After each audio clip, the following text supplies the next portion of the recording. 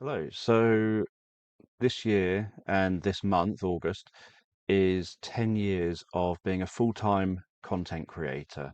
And I put out a YouTube post about whether anyone wanted to ask me any questions about being a full-time content creator for the last decade. So I've actually been doing YouTube since January 2007, but I only went full-time in August 2015. I've been creating digital content since the 1990s, the very end of the 1990s. The early 2000s, I was making really small 7-minute meditations. And those meditations were designed for commuters. They were kind of a de-stress kind of meditation that you would listen to at the end of work. And the reason that they were short was partly because here in the UK at least, mobile phones that could download content were only able to download, I think they had a 5 megabyte limit per day. So I wanted to make sure that my meditations were under 5 megabytes. So I've been doing content creation for a very, very long time, but only went full time in August 2015. And the reason for that was predominantly because of losing the job that I was doing at the time. So, my background, I've trained as a hypnotherapist, I've trained in psychotherapy, I have worked in, from the 1990s, I've worked in mental health and then moved into working in residential children's homes, helped to set up a therapeutic children's home, and then got ran over, was unable to do that kind of work anymore due to my injuries, and ended up getting into working with parents to try to reduce youth offending and antisocial behaviour and help kids back into school, etc. And then working with whole families at a very, very high end kind of social care kind of level, but not as a social worker, with the idea of turning around whole families and helping families to reduce antisocial behavior, reduce youth offending, reduce adult offending, help people into education or employment, and help to make sure people have their mental health addressed appropriately and all sorts of different bits and pieces. And then I reached a point where I was facing workplace discrimination due to being autistic. I wasn't diagnosed autistic at the time, although because of working in children's homes, I'd suspected I was, and a lot of colleagues of mine used to often joke about how I presented myself and how I appeared to have the same traits as a lot of the people we were looking after. And so I'd thought about it for a long time, but had never thought to seek diagnosis until I was facing workplace discrimination and was getting very, very depressed because of it and feeling trapped because the job I was doing, I was employed by the only employer who employed people who had my set of skills and could do what I was doing. And so I couldn't find a different job anywhere. And then they ended up offering me redundancy, and so I took the redundancy, but then had to make a living straight away because my wife was working, and so because she was working, I couldn't claim benefits, and so I had to just try and make money straight away. And so I became a full-time content creator. I started creating a lot of e-courses. I started diving into writing heavier, and I started putting a lot of effort into doing YouTube. And my YouTube journey, even from 2015, has changed a lot. So when I started on YouTube in 2007, it was all about sharing mental health and well-being knowledge targeted at two audiences. So I was sharing self-help based content and stuff for people who are seeking how to manage things like depression, anxiety, stress, worry, whatever it happens to be. But I was also sharing content for therapists, teaching therapists. So I'd been teaching hypnotherapy since 2004 and teaching a hypnotherapy diploma since 2007. So YouTube was just an extension on being able to teach people stuff, but it was a way that I could teach people who perhaps were curious about the subject of hypnosis, the subject of meditation, the subject of doing psychological therapy, but maybe weren't willing to yet jump in and pay thousands of pounds for a full training course. And so they just wanted to dip their toe in the water and see what this field is like and to get some basic understandings and also some awareness of what to look out for when seeking training courses.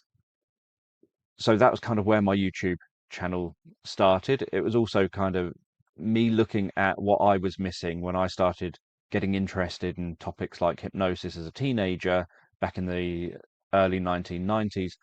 There wasn't anywhere for me to seek that information. It was all behind a very, very high paywall, and the books available within my budget were generally just self-hypnosis books. And so I wanted to be able to do something where I wasn't having a paywall put in place for people who were young, like I once was, who maybe were in that position like I was, where it's like, oh, that topic sounds fascinating. How do I learn more? But then you see all these paywalls and you think, well, I want to know more. I want to know if I want to take the training. I don't want to pay for the training and then find out I didn't really want to do this. It's not for me, and I've now wasted my money. So that's how I kind of got into my YouTube content creator journey. And now a decade later, so I am very proud that I've been able to do this and make a living out of this for a decade. It's been hugely challenging, but I've never done a job for 10 years. I I think my longest job previously was just 7 years. So something's always happened that's meant that I've ended up not doing a job, whether it's my last job where I was made redundant, my previous job, I left after 7 years to go to the job that ended up making me redundant. Although a year after leaving that job, they made changes and cut all the positions. So I would have ended up being made redundant probably 8 years into that employment, even if I'd stayed there. Or I'd have to try and redeploy and potentially end up taking a pay cut.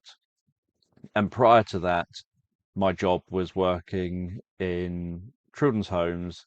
And so one of them I left to go to help to set up a therapeutic children's home. And the therapeutic children's home, I ended up losing my job because of my injuries sustained from being hit by a truck while I was cycling to work one morning.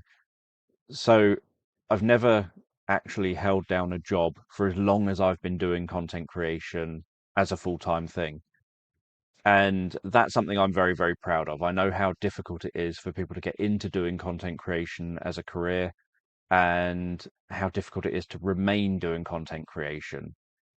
So, what I decided to do was rather than chop every question I answer into an image and then place it on screen and do all that extra stuff, I thought I would just scroll through it. I've tried to minimally notice what people have been asking on purpose with the idea that I can scroll through it now, see what questions people have, and then just answer the questions. I've had a bit of a glimpse as they've been coming through, not intentionally, but just because I check what comments I need to respond to in my channel every single day. And so I've got an idea of what some of the comments are about, and so I've preemptively gathered up bits of information that will help me to talk about those answers. But I haven't literally read word for word of any of the comments. So I thought I would do that here live with you. So firstly, Princess A 1010 or 1010. Thank you so much for the free bedtime stories and other free information. Very much appreciated. I think that's a little cat. That's okay. Thank you for watching and listening to the stuff. Claire Gault, 7066, I think that is. So if I do get anyone's, I'm going to try and say people's usernames, but if I do get them wrong, I apologize. Feel free to correct me in the comments. Thank you, Dan, for your sleep stories. I've been listening since 2017 when I was in a mum and baby unit with my new baby daughter. Listening to them has always brought me peace. I also like your videos about autism, and me and Angie, my daughter, have this year both been diagnosed as autistic. I particularly love the hypnosis countdown at the beginning and often drop off before the story, meaning I can listen to them a few times like they're new ones. Thanks so much. And congratulations to 10 years. I hope there'll be many more. You're very talented. So thank you for the very talented bit. Listening since 2017. So for those who don't know, who are perhaps much newer subscribers, my channel was, as I've said, not about sleep stories when I set it up. It was about mental health, well-being, and that included teaching professionals as well as content targeted at the general public. As part of that content, I used to upload self-hypnosis tracks, guided meditation tracks, and sleep stories as the self-help content for people who wanted that self-help stuff. I didn't actually turn my channel into a sleep stories channel until September 2019. So before September 2019, my channel was not about sleep predominantly. It was all about mental health, well-being. And from 2015, when I became totally self-employed as a content creator, I then was posting every single week about autism as well, because I was diagnosed autistic by them. So I posted about autism and shared a mix of my professional knowledge of working for many years, at that point, almost 2 decades, working many years with people who were autistic and other neurodiversity, and obviously having training around that, as well as them being diagnosed autistic. And so I could finally openly share what it's like to be autistic. And so I was doing that a lot on my channel as well, sharing my story, sharing my worldview of being autistic and how things are for me, so that you could get an idea of inside the mind of an autistic person, which is kind of anyone who's interested in autism and knowing what it's like to be autistic at different ages, from childhood all the way through to adulthood. My autobiography, Look Into My Eyes, which is my most successful book, and it got to in the top 30 of all biographies on Amazon in the UK. It's my most successful book. It's the book I'm most proud of all of my books. It's the book that's most personal because I literally just share everything openly, whether it makes me look good or bad, I don't care. It's just sharing that knowledge. It's the book that teenagers have praised me most on, about it, explaining what's going on in their minds, and they've then liked that it's saying that, and that they've then been able to take that and say to their parents, look, read this book and you'll understand what I'm going through and what how my brain is working, not just the observable behaviors you're seeing, and then you're making judgments based on those behaviors, but you'll actually see inside my mind. So, Look Into My Eyes, Autism, Hypnosis, and Me is all about my autism journey and viewing life through the lens of autism. So, that's all the stuff that I was doing on my channel before it became a Sleep Stories channel in September 2019. So I had fought it being a Sleep Stories channel for a long time. People were wanting me to focus on sleep stories and stop doing my autism, mental health content and all that stuff. And because I didn't want to, I wanted to share things that are personal to me and meaningful to me and important to me. And it was my channel. I put off focusing solely on sleep stories all the way through till 2019. So it's really good to hear from someone who was around from the days before that. And so you've been diagnosed and the countdown. So in terms of listening to the stories, my recommendation is always to find the stories that you like and ideally just listen to the same story so that you build up an automatic habit of following that story. And it's how hypnotists help to do quicker hypnotic inductions, that people habituate to their response to something. And so if you, for example, see a hypnotist and every time they do the same hypnotic induction and you respond every single time and you go into hypnosis and you follow along, then because it's the same hypnotic induction every time, when they say, so when I'm working with someone, if I then just say, okay, so just take a moment to get yourself comfortable, and they now know, ah, this is the hypnosis bit, and they're so used to that being the start of what I'm saying that even before I say anything else, they feel themselves wanting to go with it because their brain already knows how they're supposed to respond. So if you listen to one story over and over again, your brain learns how to respond to that story, and so it becomes increasingly effective. And so I still listen to the same sleep story that I've been listening to since the very end of the 90s, maybe 2000 at the latest, by Meditainment, that I've just always listened to. It is 20 minutes long, and 20 minutes is the ideal length for a sleep story. It's how long that you should have a sleep story, really. Any longer than that, and you run the risk of it waking the person up after they should have fallen asleep. And the best practice is that if you do fall asleep and then wake up later, just press play again and listen to it again and fall back asleep again. So anything longer than 20 minutes, and it's the same for meditations, it's the same for self-hypnosis tracks. It fits with your basic rest and activity cycle. Your basic rest and activity cycle has a 20-minute dip, and so you want the hypnosis part or the sleep story part or the meditation part to just follow that 20-minute dip, and then you want that to follow you into sleep. So really, people have this drive for wanting me to make really long videos, and they won't even click on a video if it's short. But in reality, if I was making content purely out of effectiveness, it would be 20-minute to 25-minute long sleep stories, not these really long videos, because that would be what's most effective for the end user in terms of helping them to fall asleep and then helping them to remain asleep. And then the best thing is if they wake up, just press play again and listen to it again and go back to sleep again. So, Renee Elizabeth 302. The magical train journey is my favorite. It put me to sleep for 9 months straight. Hopefully not literally you fell asleep and woke up 9 months later. That would be unfortunate. I know you thoroughly research everything you do.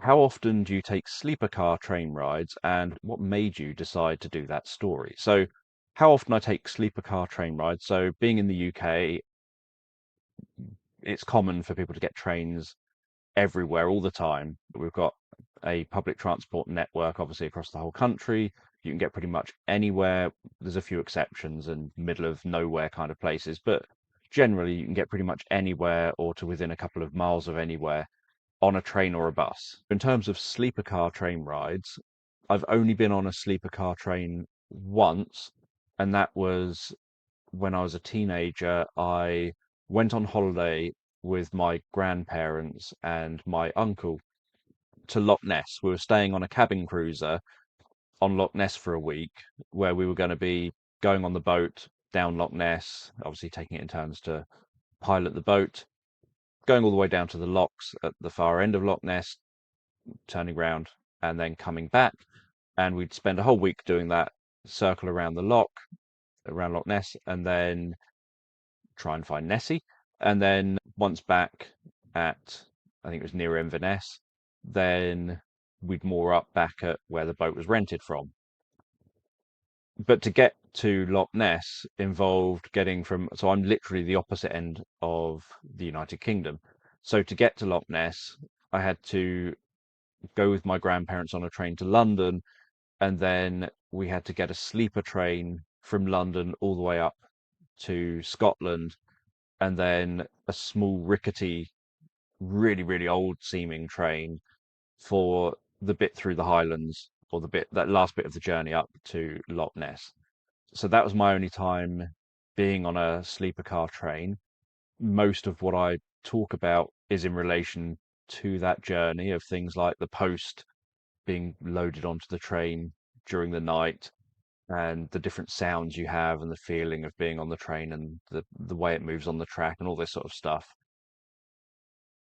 So deciding to do that story, I just thought that it was a fun idea. So normally how I come up with my story ideas, and this was the case back when I was doing my magical sleep stories, including the magical train journey, is that I have my hypnotic story creation tool, And so when I'm not creating stories during live streams, then this is what I end up using, my hypnotic story creation tool, where I can just select new story and it then will hopefully refresh.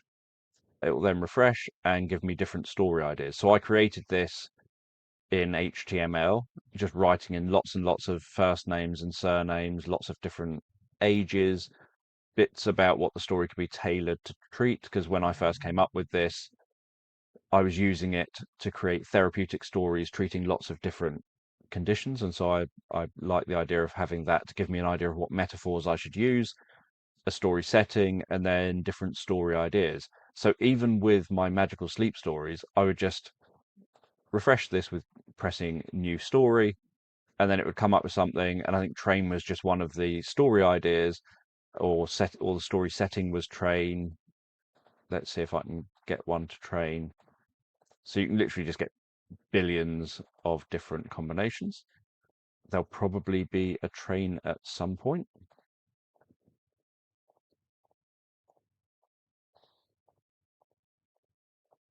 Nope, not yet.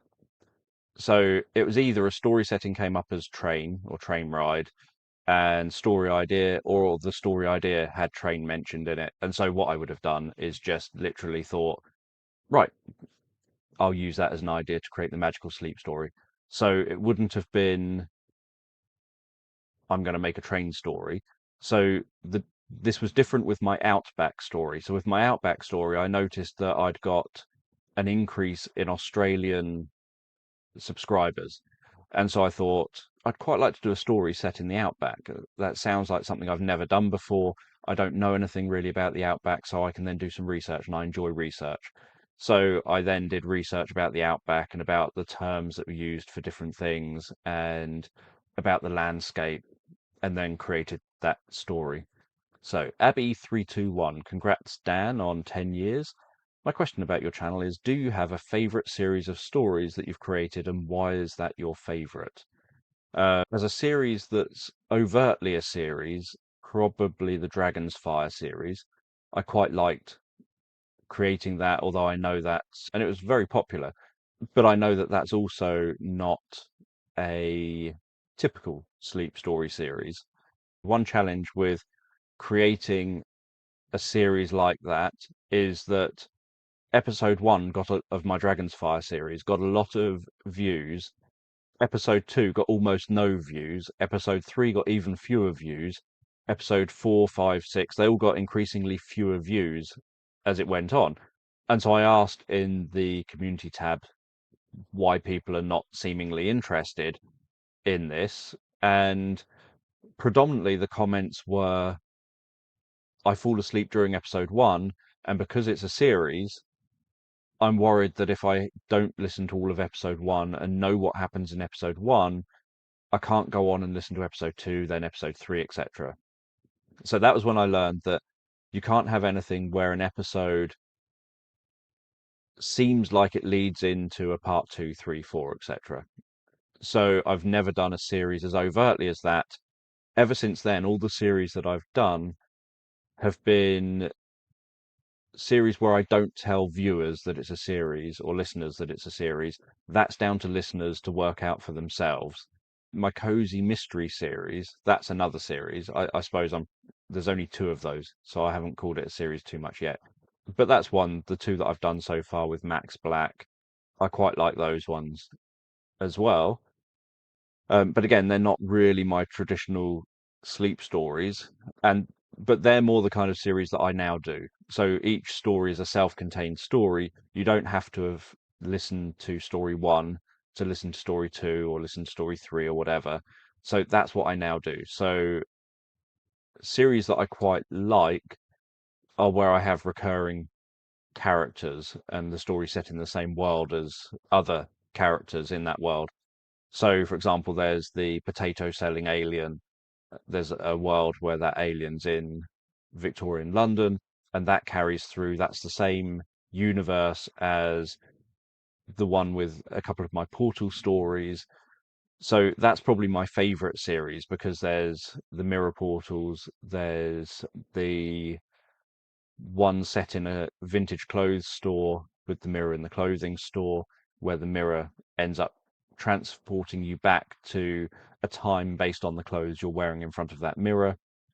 And that's in the same universe as the potato selling alien. And so I quite like that series. The other series I like is my series of stories set in the universe where there is the Martian cats and the space rats. So that one's another favorite of mine. Is that J Jasmine 1234? I think that's what that is. Okay, I have a question. What are your medium and long-term goals with the channel or other aspects of your life? Where would you like to be in 10 years?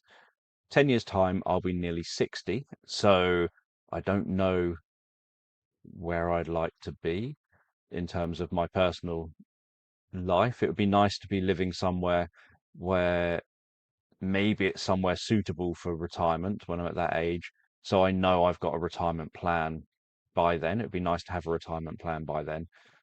In terms of the channel, so there's a bit of a sort of fly in the ointment or whatever term someone might think of, in that HMRC, the tax people, are making changes to the tax system that means that currently, unless I can find a workaround or find a solution, I'm thinking I'm going to have literally zero choice but to just stop doing everything by April next year. So the end of March, I'd have to give all this up.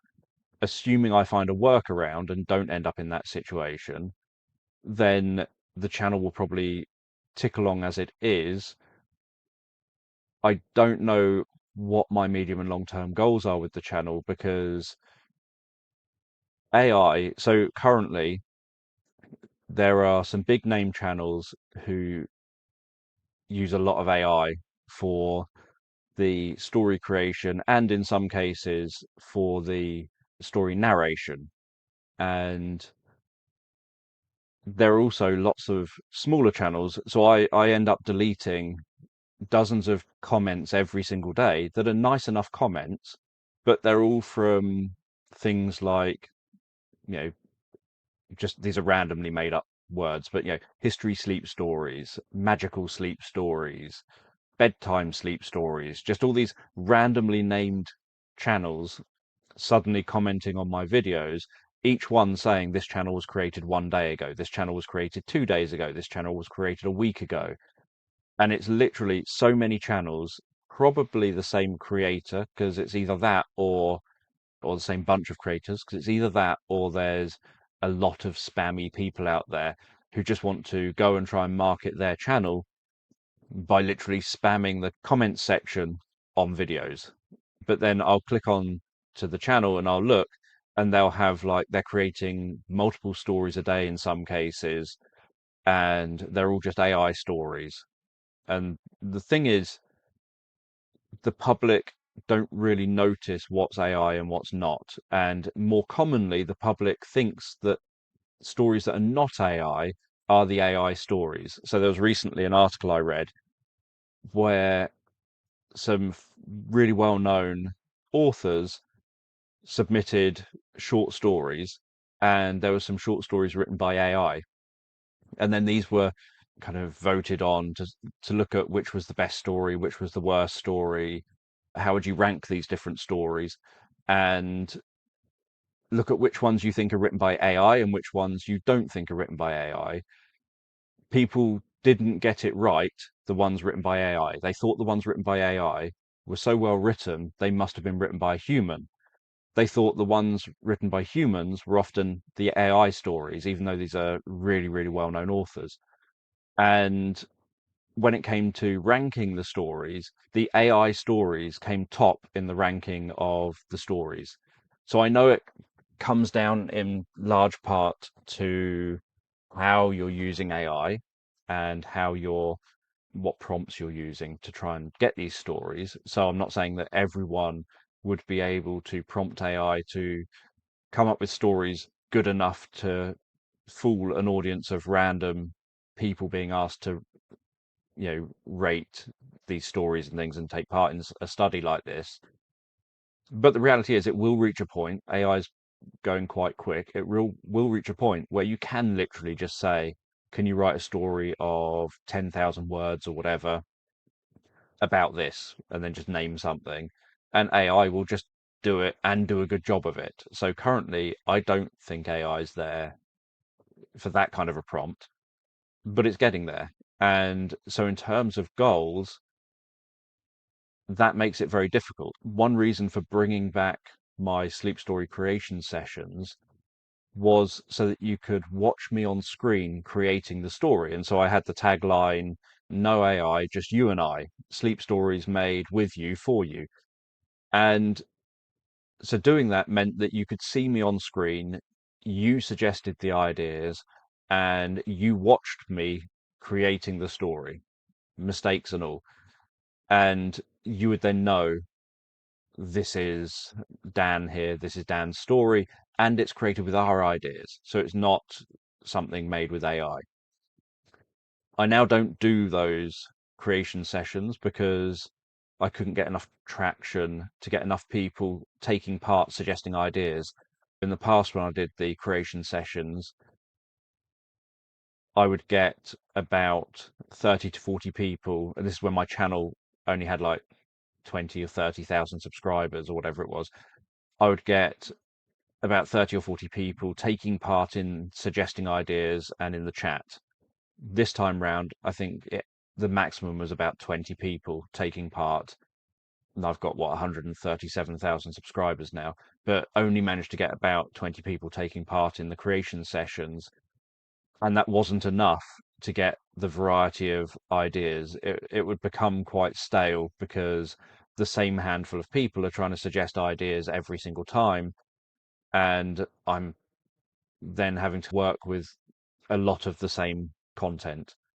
So in terms of future goals, it's trying to figure out what I can do to differentiate myself from AI while still predominantly having a black screen video and giving people what they want. So any ideas, obviously suggest them in the comments, but it's trying to come up with what's that thing I can do that says this is human made? Because I get comments from people saying, "I've watched this video yesterday. I want another one today. Where's today's video?" Because these channels are churning out so much content, there seems to be an assumption, people don't notice it's AI, and there seems to be an assumption that if one channel can churn out a video a day or a video every other day, why can't I do that? There are some bigger channels which have big budgets behind them, like Get Sleepy, for example, which is based off the Slumber app. It's a great team that runs that, but it's a team that runs it. So they might take a long time to come up with the idea for stories, make the story, audio record the story, edit the audio, turn that audio into a video, do all of the sort of images that are needed for that, come up with a compelling description and title and thumbnail and all of this stuff. They've got a team doing all of that, whereas I just have me. And there's a lot of other creators as well who are just that single creator. And so when you get these comments saying, "Just churn out a video a day, that's what I want."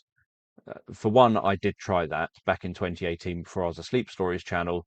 I thought that I would do 40 stories across 40 days for my 40th birthday, and people kind of got story fatigue. People end up saying, "I keep falling asleep, so I haven't listened to the whole of the story that you posted like a week ago, 2 weeks ago.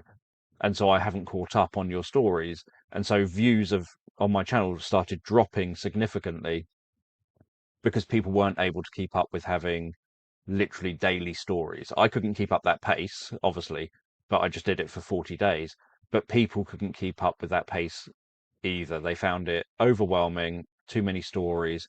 And then when my own audience wasn't clicking on new stories because they hadn't watched an old story, YouTube interprets that, 'cause it's all algorithm based, as even his own audience don't like this content and aren't clicking on it when we show it. So if his audience doesn't like it, people like his audience won't like it.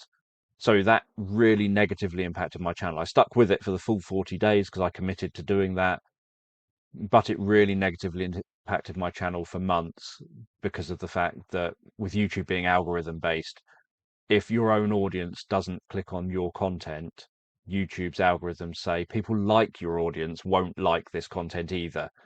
And so if these people who are like your audience are people who like bedtime stories, YouTube stops showing your bedtime story videos to people who like bedtime stories. So I would never go back to doing daily stories. That was a test. And I also did the same with my Christmas stories last year. And they all performed poorly. It took a lot of hard work to make all that extra content. They performed poorly and had a negative impact on the channel. So I would never go back. I've tested it twice now, years apart. I would never go back to doing daily stories. I think if I found a way of doing it, maybe 3 stories a week. That'd be the maximum I think I could. I think my channel audience could handle. I don't think they'd handle more than 3, perhaps 2 a week, but 3 at a maximum, I think. So my long-term goals or even medium goals are to try and figure out what I can do that differentiates me from other sleep story channels, but still something people want.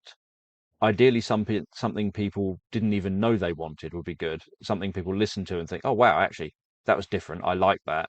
I want more of that." So that I'm at the front of a trend, and something that is clearly not AI. I don't know how to prove that bit though, because AI is so good nowadays at all these different things. George Robinson 4122. There are so many levels of enjoyment to your work. You're great at your craft. I appreciate the variety, the humour, the wisdom, and perhaps most of all, the results I experience from listening. Almost every night I listen, and I prefer listening on Patreon. Thank you, George, for listening and listening on Patreon. And obviously, I think of myself as not being very good with humour, but I do think I do have a sense of humour, and I do try and put that into my stories in fun little ways, normally kind of cheeky ways in some way or other, and normally related to people who've suggested ideas and what they've suggested or talked about when suggesting those ideas. And I'm glad that the stories help. Arusa Sky, I think is how you say it. In the 10 years you've been doing content creation, so technically it's 10 years doing it full time, which year was the best and why?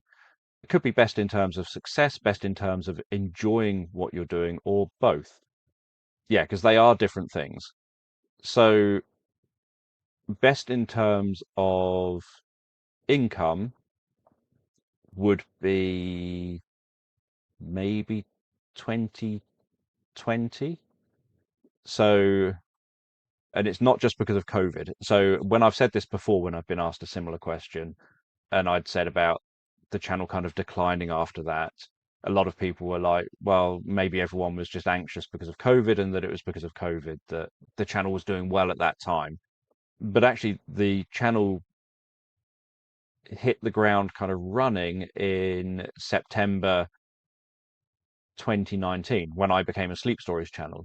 So once I first posted more than one sleep story back to back and had kind of said, I'm now a sleep stories channel. So at that point, I hadn't been posting stories, sleep stories intentionally for the best part of a year. I think I'd posted one story in the middle at some point, but I hadn't really been posting stories.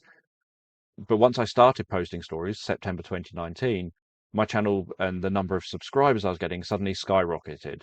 As we were heading towards the end of 2019, I remember thinking, if it keeps growing at this rate, then before the end of 2020, I'll hit 100,000 subscribers.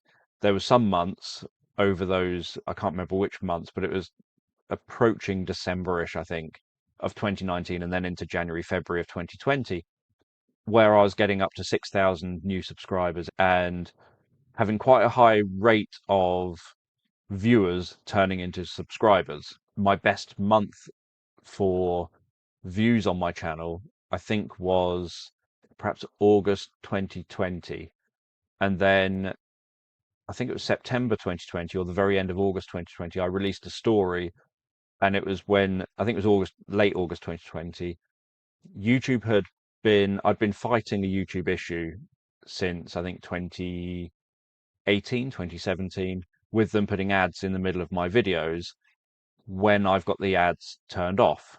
And I'd been literally fighting YouTube, constant back and forth emails with YouTube and screenshots to demonstrate this is happening, and they kept denying it and said we need screenshots from the viewers it's happening to. So viewers submitted screenshots of ads showing up in their videos. I then submitted them to YouTube. This went on for ages and ages and ages with no resolution, and YouTube saying it doesn't happen, it can't happen, it's impossible.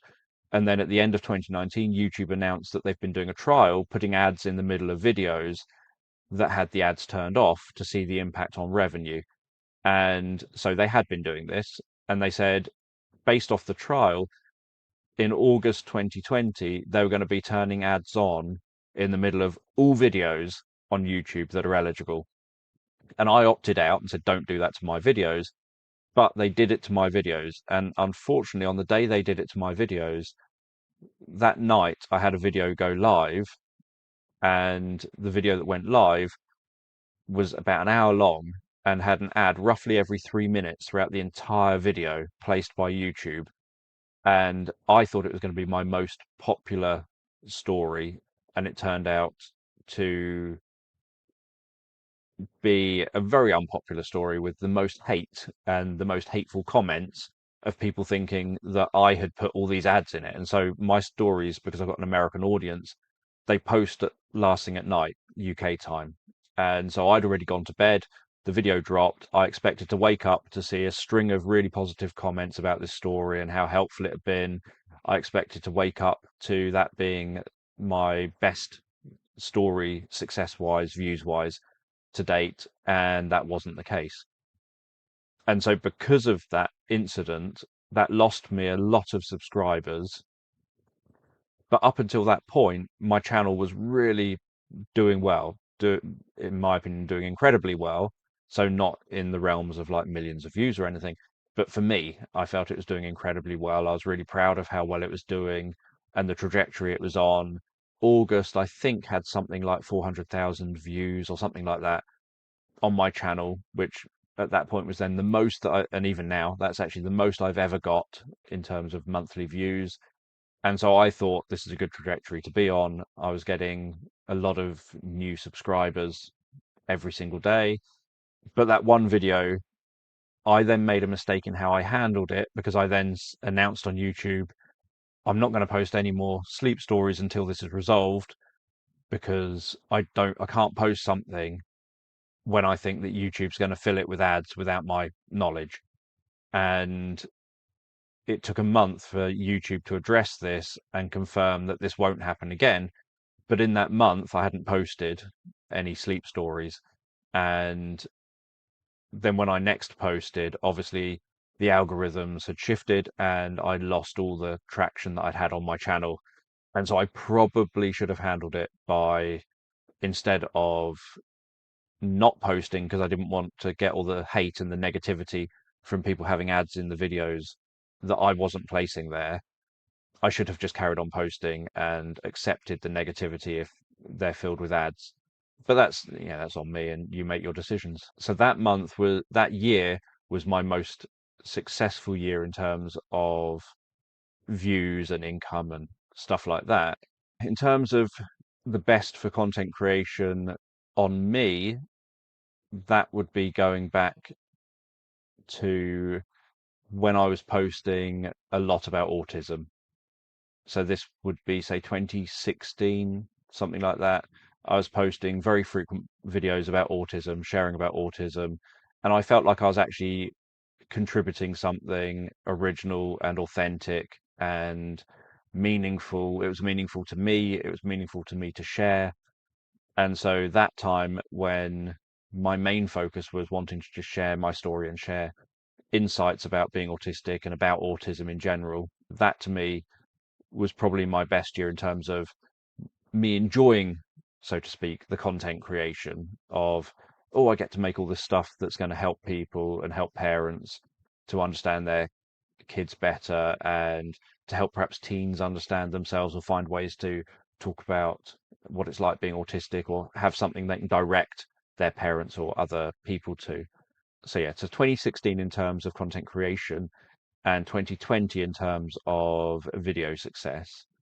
Is that Sanchia Davidson? Maybe? 8263. Thank you for all you do. I mean it from the bottom of my heart as a tired health professional. You are appreciated. Thank you. That's very kind to say. In an ideal world with no limitations or confounding factors, what would your next big project be? So,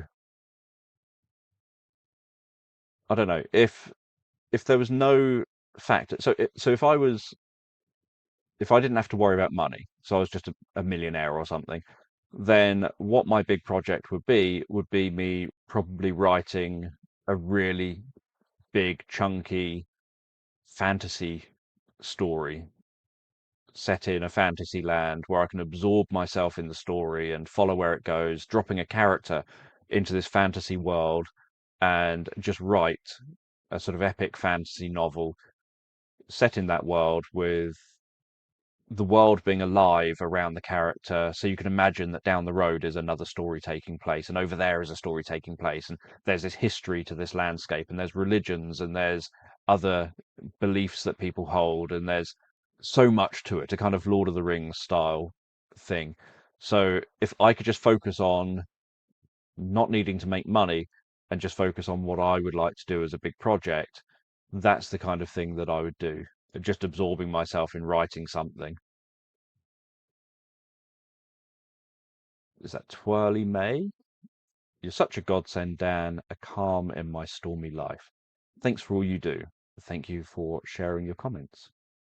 So, Diddle Kendrick, how proud would newbie Dan be of how far 10-year-old content creator Dan has gotten? I don't think that he'd be proud at all. I think he'd be indifferent, just happy that the Dan of today is still making enough of a living to keep a roof over our head. I don't think he'd necessarily see it as proud. What would Dan in 10 years' time say to today's Dan? I have no idea. That would depend where the Dan in 10 years' time is in relation to today's Dan, because they may be in a very different position. If nothing has changed, everything's exactly as it is, then they would probably just say nothing changes, everything's as it is. But I've no idea. If AI means that, so for example, if I kind of retrospectively look at things, there are things in my past where I've had crossroads that I can make one decision or another, and I've made the decision I've made, and I've lived with the decision I've made. But when I've reached that 10 years time point and looked back, I would have probably said, actually, no, knuckle down and focus on that. That would be a really helpful thing to focus on because times will change. So there've been times where I've been ahead of the curve. For example, in the 1990s, I bought my first MP3 player in, I think, 1998. And at the time, a lot of people around me were like, MP3s are never going to take off. Why would digital music take off? Because MP3 players could only fit one album's worth of music on them. And so what you had to do was you had to go to a computer. Obviously, in those days, you had to go to a computer, turn on the computer, wait for the computer to load up, download one album onto your MP3 player.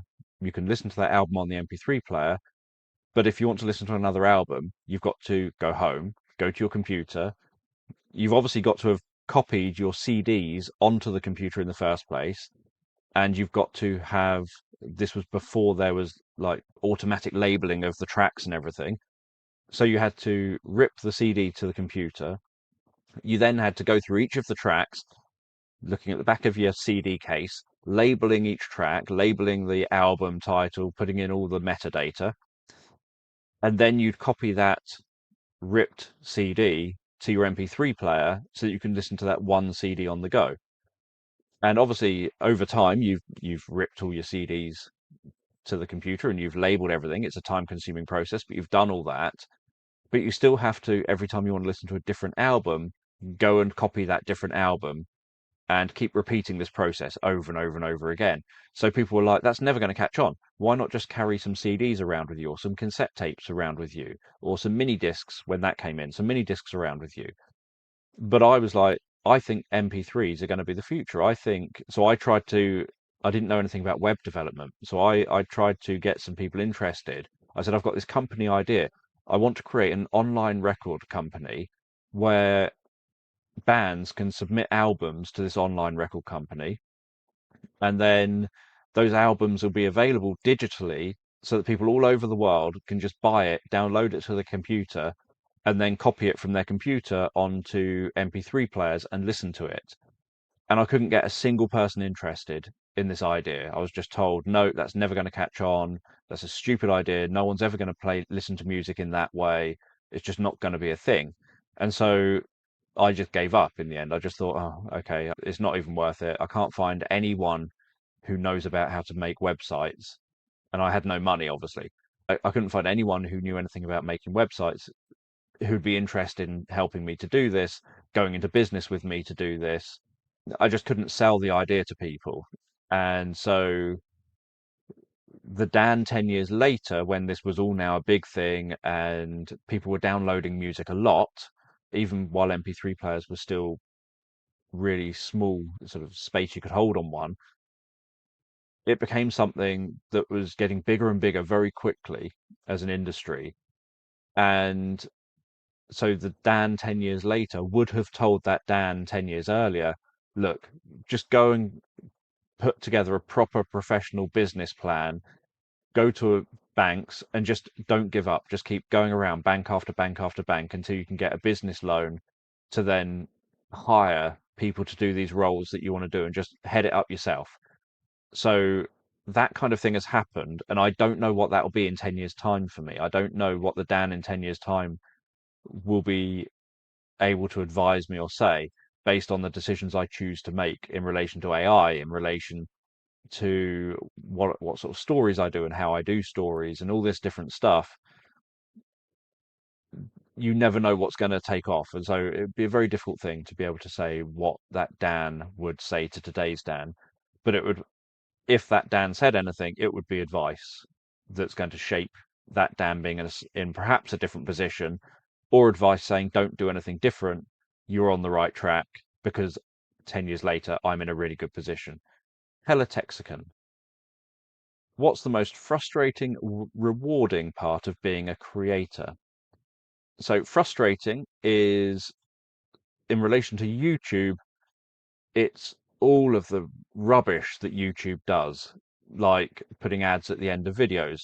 So initially YouTube's like, we're there for the creators, so we're going to make things easy for creators. You've got the option, you can choose whether ads are at the beginning, the end, in the middle, where they are in the middle, etc.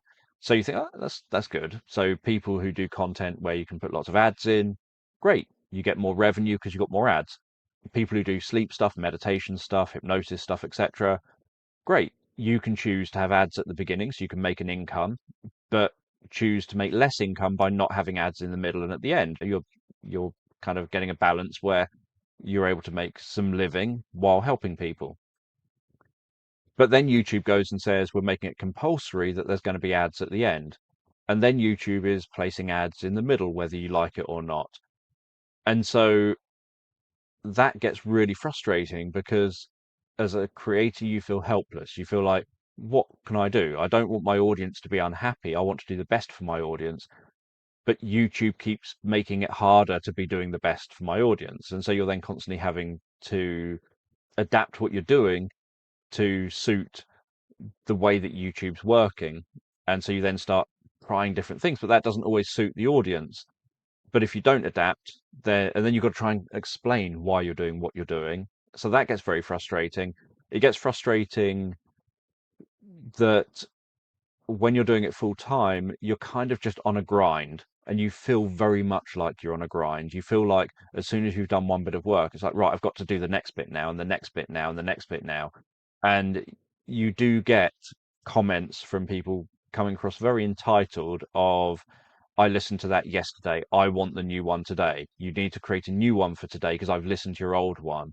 or you need to create stories faster, or you need to create more stories, or you need to do what I tell you you're doing. So all of that is frustrating, but you kind of accept it and just think that's just, you just ignore it. It is what it is. You can't change it. So you just put it out your mind as best as you can. But then the rewarding part is in relation to exactly what I do. I'll create some stories that I think, oh, I quite like that story actually. As a creator, you get to share knowledge and share information. So taking it away from sleep stories, the reason I got into being a creator was to share knowledge, share information. I learn a lot. I've got 4,000 books or whatever it is. I learn a lot and I want to share knowledge that I've learned because I just want to be talking about stuff that I know.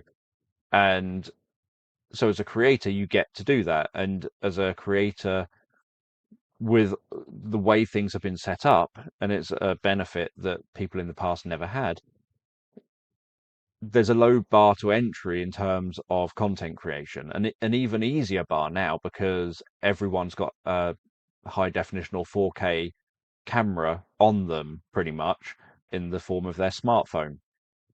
So pretty much anyone can start content creation. It's a little bit more difficult in a lot of areas. The quality level of the content that you're ending up competing with can sometimes be very, very high. And so in some areas of content creation, that can then make it that if you're not skilled enough, you're nowhere near being able to create content at that level. And so you just don't do very well. But even though you don't do very well when you start out, hopefully you constantly learn every video you make and you get better and better with every video you make. And perhaps 3 years down the line, 4 years down the line, you're now creating content that is at the level that suddenly means that you do start taking off more. So that varies from topic to topic on what you're posting about. But that's a kind of challenge. But in terms of being able to put content out there, it's great and very rewarding that you can just say, I want to share about being autistic. So I'm going to just make these videos about being autistic. I think another kind of frustrating part is as soon as it becomes your livelihood, that's where you get into the grind part and it stops being something, unless you're lucky, it stops being something that you have the same level of control over in terms of, I just want to make this now, I want to make that now, I want to do this to this time scale. Suddenly you have a rigid time scale. So initially it was like, for me, going back to 2007, 8, 9, etc., it was, oh, I've just got an idea. I fancy making this, for example, I fancy making this really creative self-hypnosis track. And so I'd make a self-hypnosis track with all these sound effects in it, a bit like my sleep stories, but with sound effects filling it and with background music. And I'd really enjoy spending a month or two making that track. And then I'm doing it for me first and foremost as a creator, but then I'd release it to the public. And that people would like it or hate it, that's irrelevant. But I've released it on my timescale. Now things are rarely done on your timescale unless you can afford to do it on your timescale. So you do have that kind of balance between the frustrating and the rewarding of being a creator. How did I come to my diagnosis of autism? This is connections with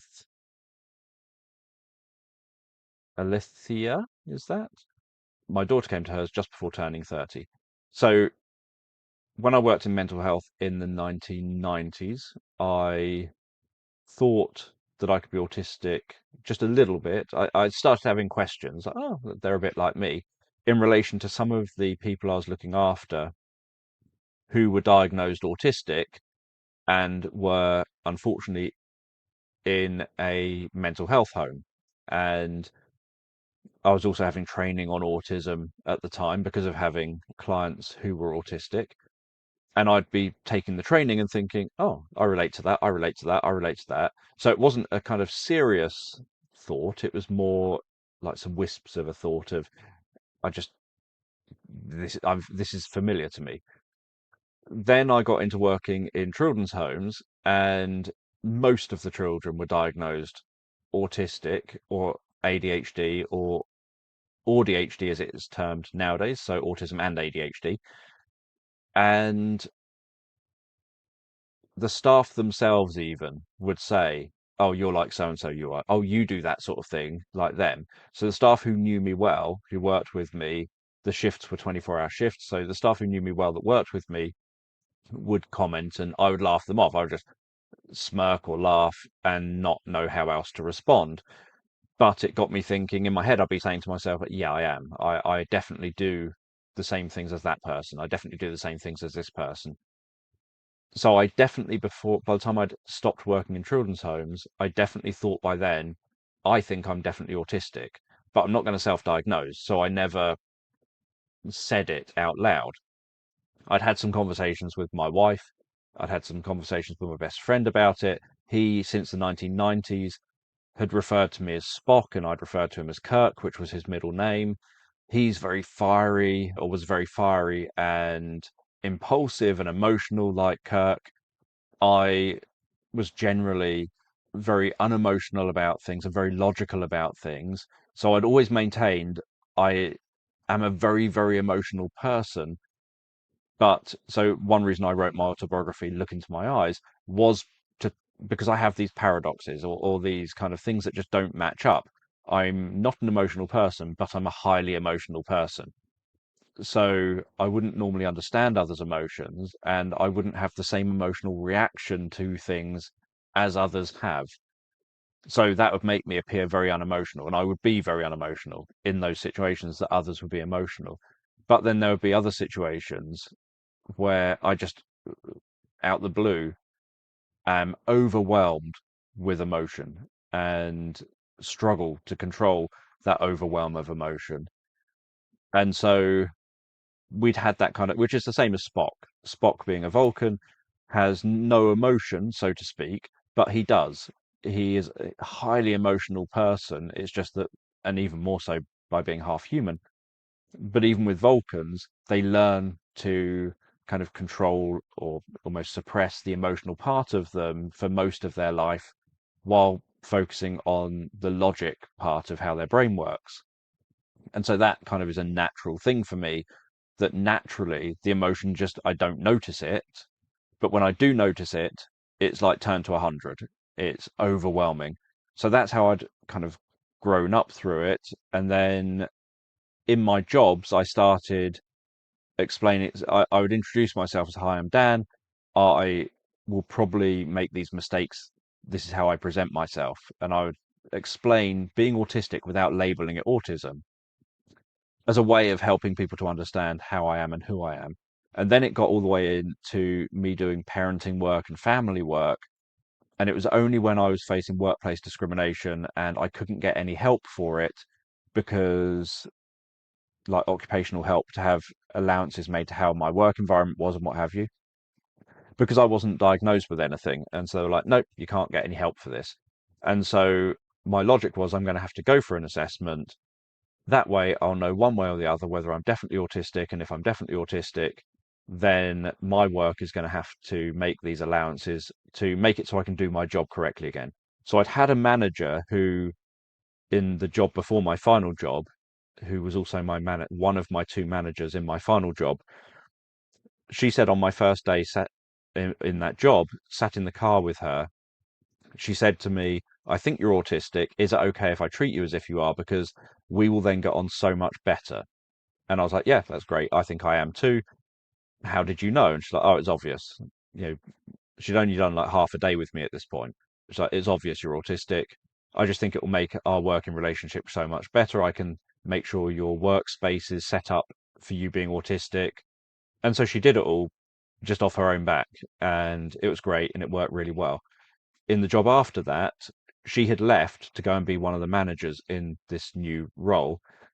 And so I followed her essentially. I applied for one of the jobs beneath her, managing a team of staff, and it had two managers. And then when she stopped being my manager because of changes to the way things were run, the manager who was left was like, "Yeah, you're not having any of these allowances that she was giving you. She shouldn't have been giving you all these allowances on your work environment, etc.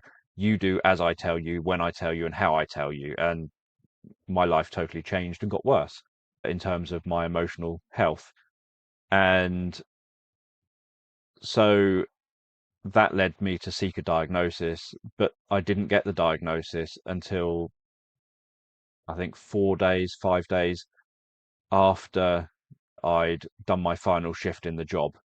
So I never got to use the diagnosis as something to be able to improve my work situation because I no longer had a work situation. So that's how I ended up getting to my diagnosis. And I was 37, literally turned 37 on the day that I went for my assessment and got told I'm autistic by the assessor.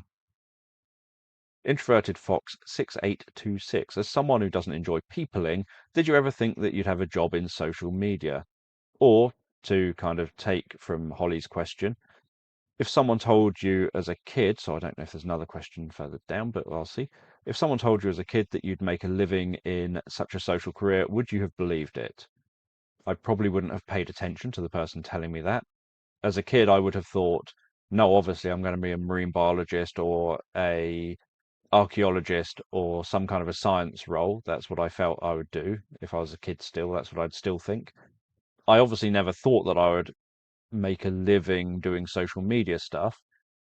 I'd hoped that I'd make a living as an author, really. That was my kind of, I thought that'd be the ideal dream, is you get to spend my kind of glamorized image of an author.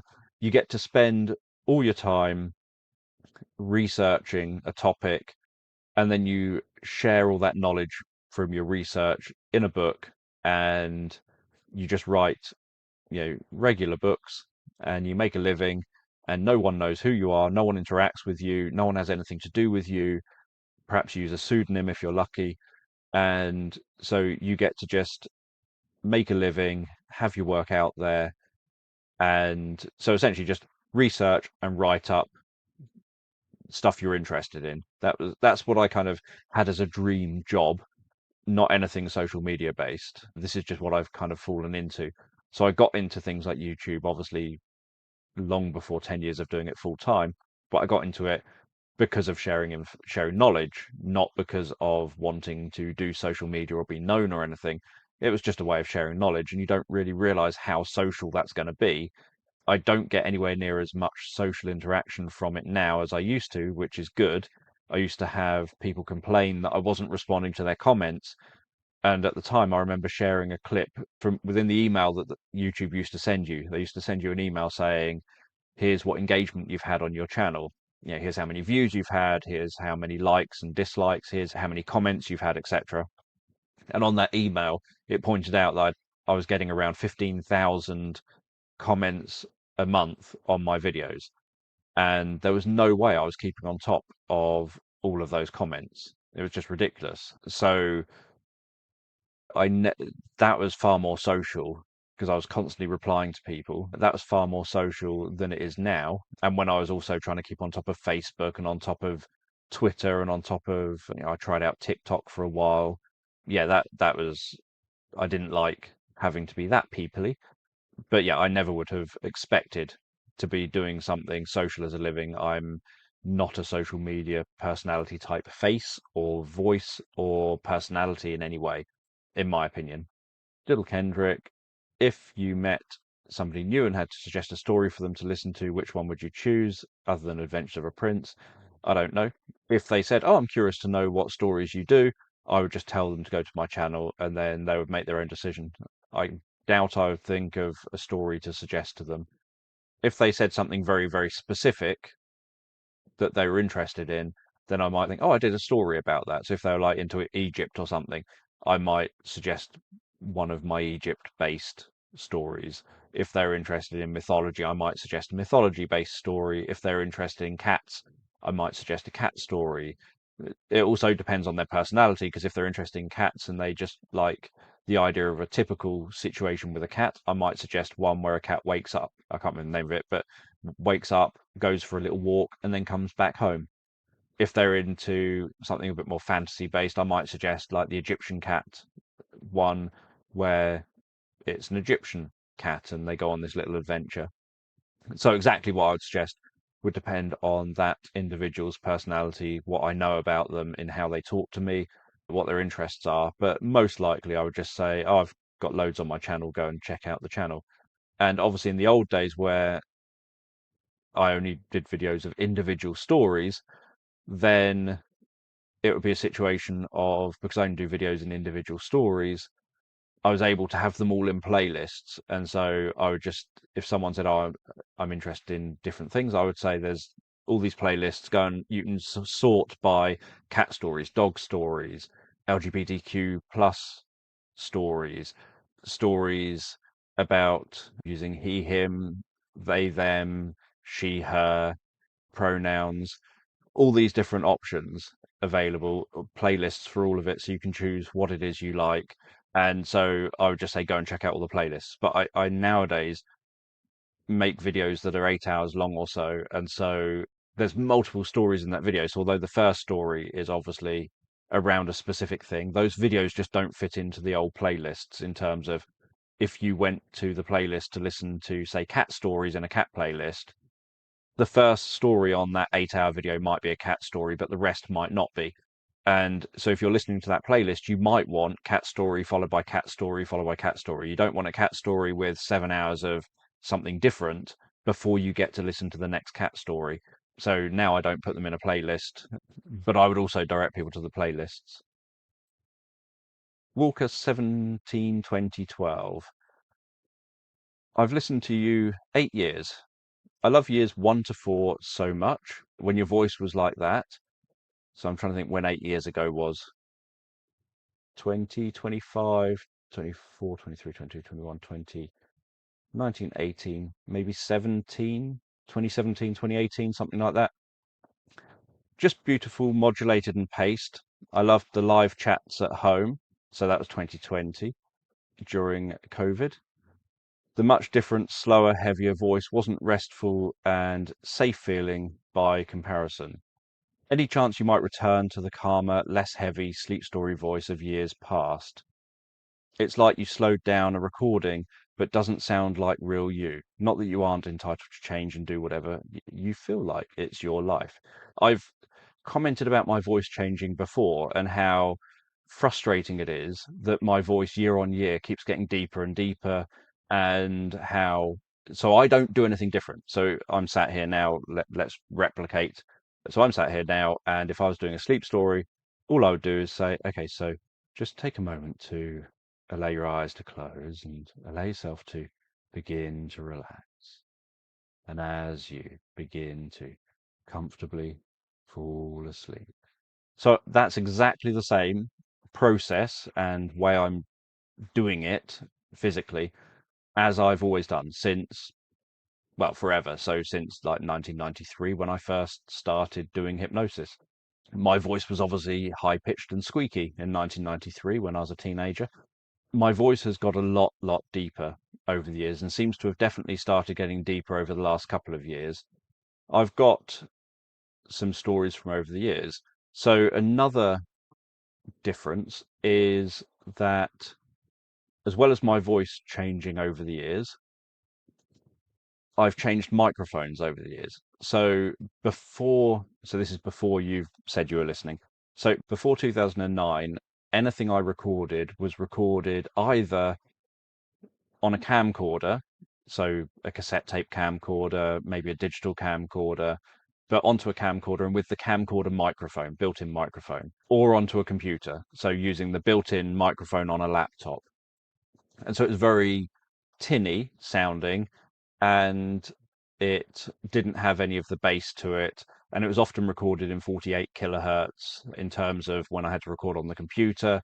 Anything higher than that, and the WAV file created on the computer while I was recording would be too big for the hard drive that I had on the computer.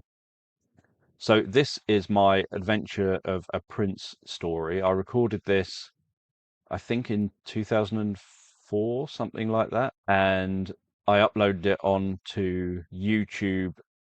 This version was uploaded 9 years ago, but I'd previously uploaded it without the background music. And then I don't have that version available now, but I re-uploaded it with new background music. So it's the same track, old track, but I re-uploaded it with some background music to try to hide some of the buzz and some of the noise that was getting complaints as people were expecting higher quality stuff on YouTube. So I wasn't really into and didn't have the facilities to do audio editing or anything at this stage, other than maybe, I could chop a video in a video editing software, but I couldn't actually remove background noise or anything like that. So this is a taste of my audio from back. So this is well over a decade ago. And to relax as fully as possible. You can spend a few moments just concentrating on your breathing. Concentrating on breathing in and then giving a nice long breath out. So obviously, as you can notice, it sounds tinny, it sounds raspy because of the low quality audio. There's background hiss. Obviously, all the mouth noises are in it as well. There's nothing I can do about that. This story, Wizard and the Ice Dragon, is the prequel to my Dragon's Fire series. This is from 2016, I think. And so at the time of recording this, I was using the Zoom H2N. So I'd used the Zoom H2 from 2009 through until 2012, and then I bought the Zoom H2N and was using the Zoom H2N. I don't have a Zoom H2N now. I've got the Zoom H2 Essential, which is that one, and it still has quite bad background noise, but it's in 32-bit float, so it's a very convenient thing for me to go out and use for gathering sounds in nature. But this was recorded with that, and again, I didn't have any audio editing software I was using at the time. I think it was around this time I probably started trying to use Audacity, but I wasn't editing my audio. I wasn't a Sleep Stories channel at this time, and so I pretty much was just making these and uploading them almost as they were with almost no editing. But I was using a portable recorder. This is an adult bedtime story. So this is what that sounds like. A moment to ensure that you'll be comfortable and that you can close your eyes and that you can listen to this without being disturbed or without. And so something else is that because of the microphones I'm using at this point, there's more room noise as well. So that then adds a bit less bass. It makes it a bit higher pitched. And then obviously a year later, so 2017. So my Dragon's Fire was recorded the same. Dragon's Fire, Part 1. As you listen to this bedtime story, you can let your eyes close and you can begin to drift comfortably asleep as I talk to you in the background. So how I'm doing it hasn't changed at all from story to story. This is 2018, August the 8th. So as you begin to comfortably drift asleep, and so obviously by now find yourself I had bumped up the audio drifting comfortably sound level faster to the sound of my voice, and you can still hear the background the words noise that I use, or maybe you'll drift asleep faster to the spaces between my words. And as you fall asleep, but back then, that again, there was no editing done other than cutting out mistakes. 2019, so this is a month after I became a Sleep Stories channel. Now I don't have it anymore, the Zoom H4n Pro, which still had background noise, and it's still a portable kind of handheld device, and so it still wasn't ideal. So the main thing is for sleep and for these. So it was at this point that I also, by now, Slumber had started asking me if they could license my stories, and so they were licensing different stories, and so I also wanted to upgrade what I was doing to make sure that I was doing stuff that Slumber could license. So I was using an H4n Pro rather than the H2n, which just sounds a little bit better, but it was still using that rather than a dedicated separate microphone. Mainly because at this point I had nothing to plug the microphone into. So the H4n Pro, I could plug a microphone into that, and so the stories after this, that's what I ended up doing. I got my first microphone once I started making a bit more income from this channel because of now finally having people watching my videos a lot more because of the stories being made. I used that money to buy myself a shotgun microphone, which I was using, and then I'll just plug it in and record the audio into the H4n Pro. But this was the H4n Pro and how it picked up my voice back in 2019. So allow yourself to get comfortable. Take a moment to close your eyes and begin to drift comfortably asleep. And as you drift comfortably asleep, I'll tell this story in the background.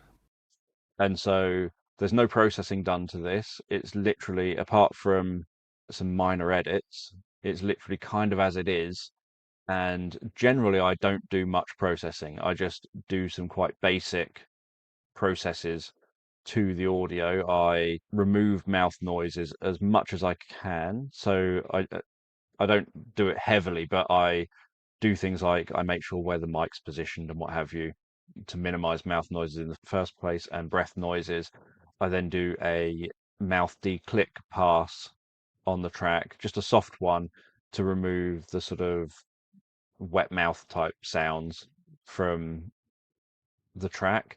I then do a pass of a spectral denoise to remove some of the background noise, some of the background just room noise.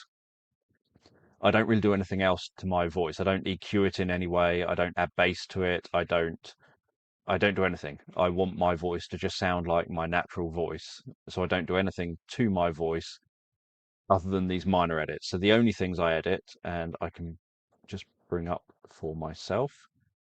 So what you can probably see on screen, this is a track that I've got to edit shortly. All these long lines are where I've clicked my fingers because I've made an error, and so I'm going to have to edit those bits out. So every single one of these is an error I've made. But all I do is grab some of the background silence, not from a section there, but just for demonstration purposes, that's where it's showing. Grab some background silence and then do the spectral denoise on the track. I then do the declick, mouth declick, to just get rid of the smacking wet mouth sounds that I try to minimize them, but that will be somewhere among this. And then after I've done that, I run it through a plugin to get the loudness to where I want it to be. And that also has a gate on it, which fades in and out so that it keeps the tail end of words. But any breaths, it will cut, not all the breaths, but it will cut a bunch of the breaths that are perhaps crept in. And so I'll do that. And then it will just be, that'll be what I share. I won't do any other editing. I won't EQ it or anything because I want my voice just to sound like my voice. And anything else I do to it instantly makes it not sound like my voice. And then if it sounds funny to my head, I just don't want to share it. So yeah, this one was from October. This one is from May 6th, 2020. And now I'm using a shotgun microphone going into the H4n. And this was at the peak of people liking or watching my content, I'd say, this through to the end of August 2020. And as you begin to drift comfortably asleep, you can have a sense of walking through a forest. And obviously at this point I'd also gone fully black screen as a general thing that I was doing. I tried, so because I was doing, so YouTube introduced premieres in 2021.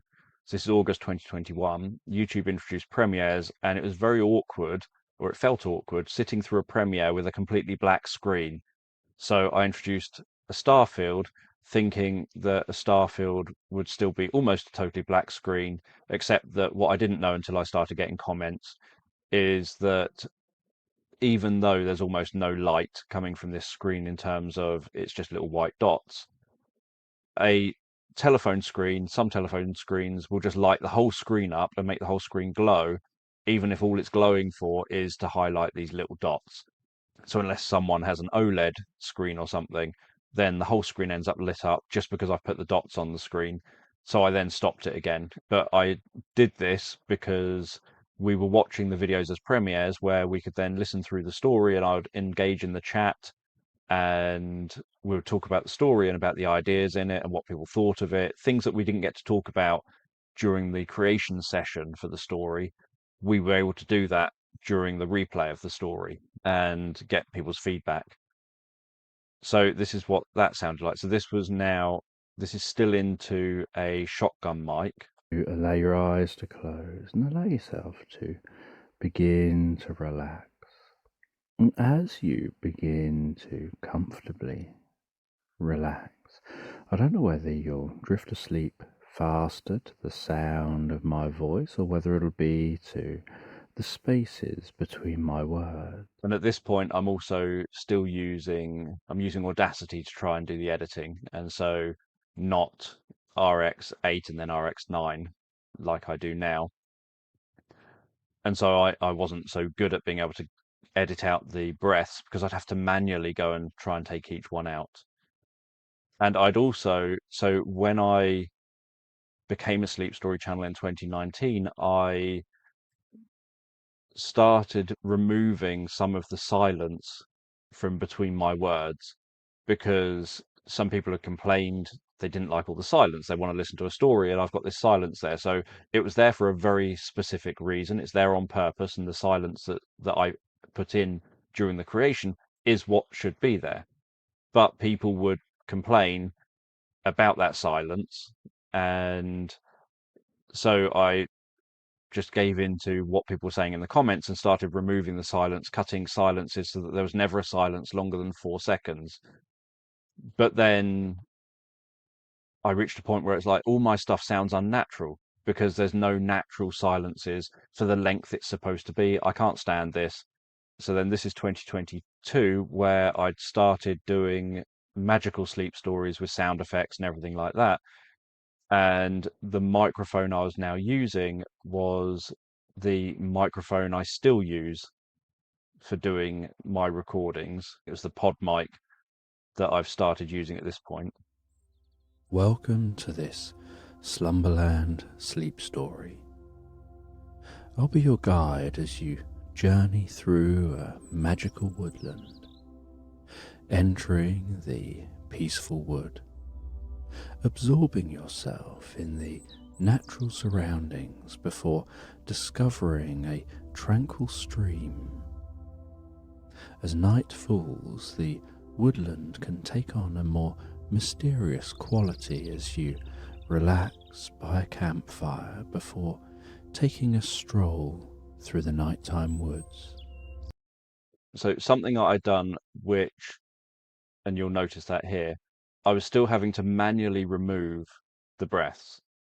And that's such a long, drawn out process that these magical stories took about 40 to 60 hours to make each video. And so the only way I could do that was to cut corners somewhere. And so I thought, well, I'm sure people aren't still into complaining constantly about my breathing in videos. And so I left the breaths in because I thought that's a job that normally, say it's an hour-long story, that hour-long story could take me 5 hours to edit just to remove the breaths. So it was like, I can save some time if I don't remove the breaths. And so I'd left the breaths in. This was the first of the magical stories. So I'd left the breaths in, got lots of complaints for that. And so about 3 videos later, I removed the breaths again and just thought I'm just going to have to edit the breaths out and do the extra work. But this is one where the breaths are still in, but I'm just using the pod mic here. And then this is 2023, so more up to date now. So all the videos I was making myself, so this took hours and hours and hours to make this video that you see in the background. And you can take a few moments to settle down comfortably. So it's still using the same Shift microphone. about a little if you need to make yourself more comfortable. And when you're ready, you can let your eyes gently close. And again, there's no changes. Yeah, there's no editing to my voice. My voice is as you hear it. That is how I sounded while making the video. And then this one is from last year. And again, I made the video. I made this video in Dreams on the PlayStation 4. And so this is what my voice sounded like. Now I think I might still have been using, I'll listen to it in a minute. But at this point, I was testing out the difference between using a pod mic microphone, as you've heard me on a minute ago, and a Rode NT1. The Rode NT1 definitely makes my voice, the bass of my voice, sound more dominant, and in my opinion, makes my voice sound generally richer.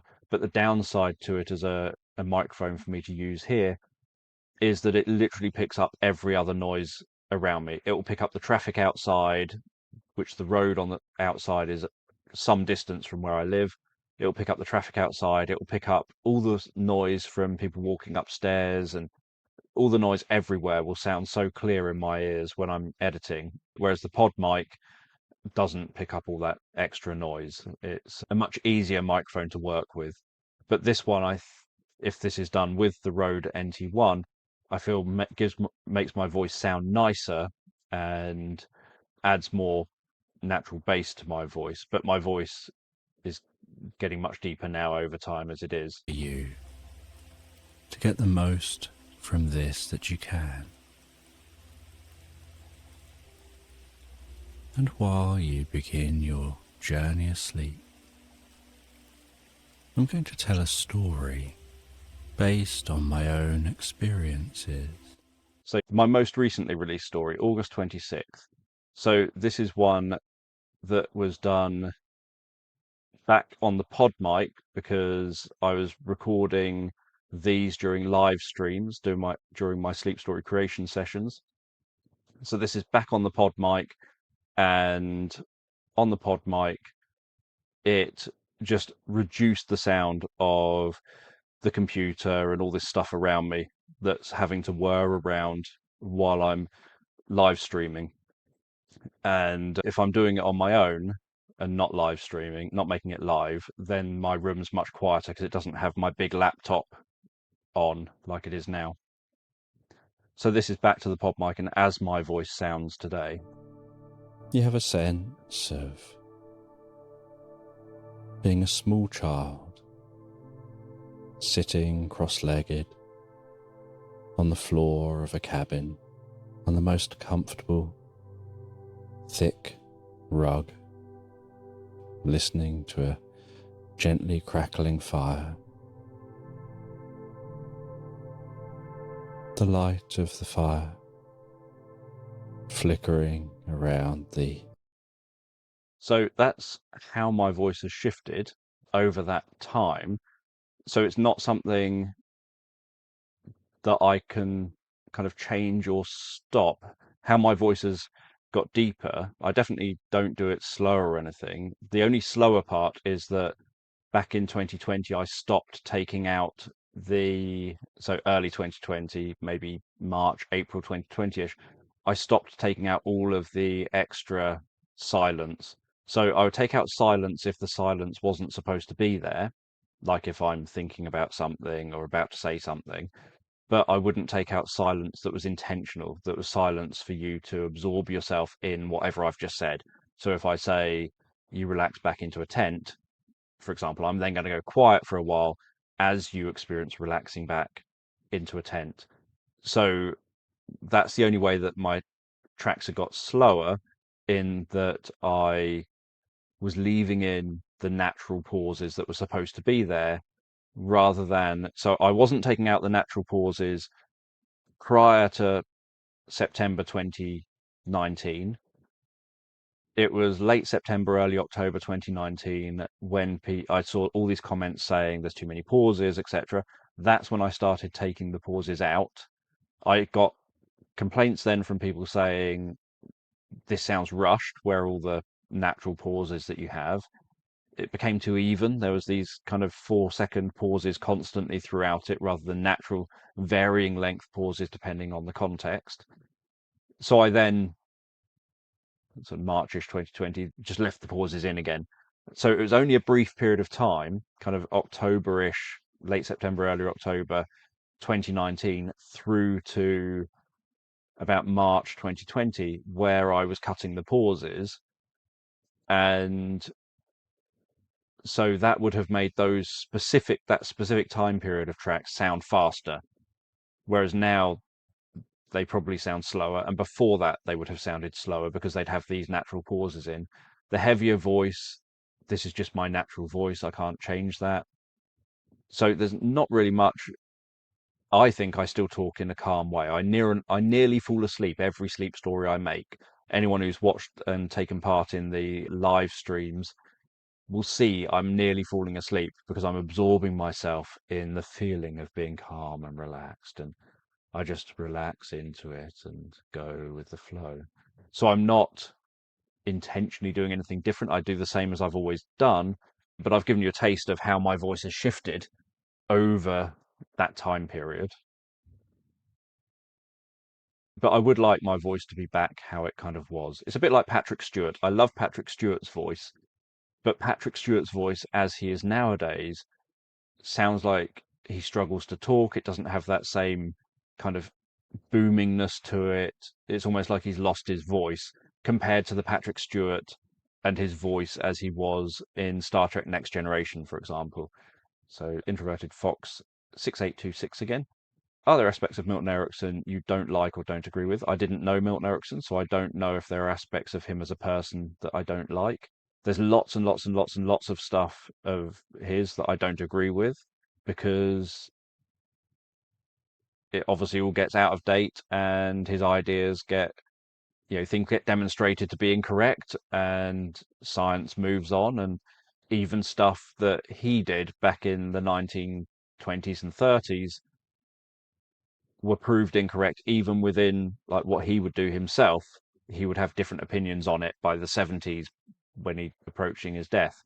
And now there's a lot of views of Erickson which scientists would just say, yeah, that's not relevant now, or that's not a thing now, or that hasn't panned out to be true or anything.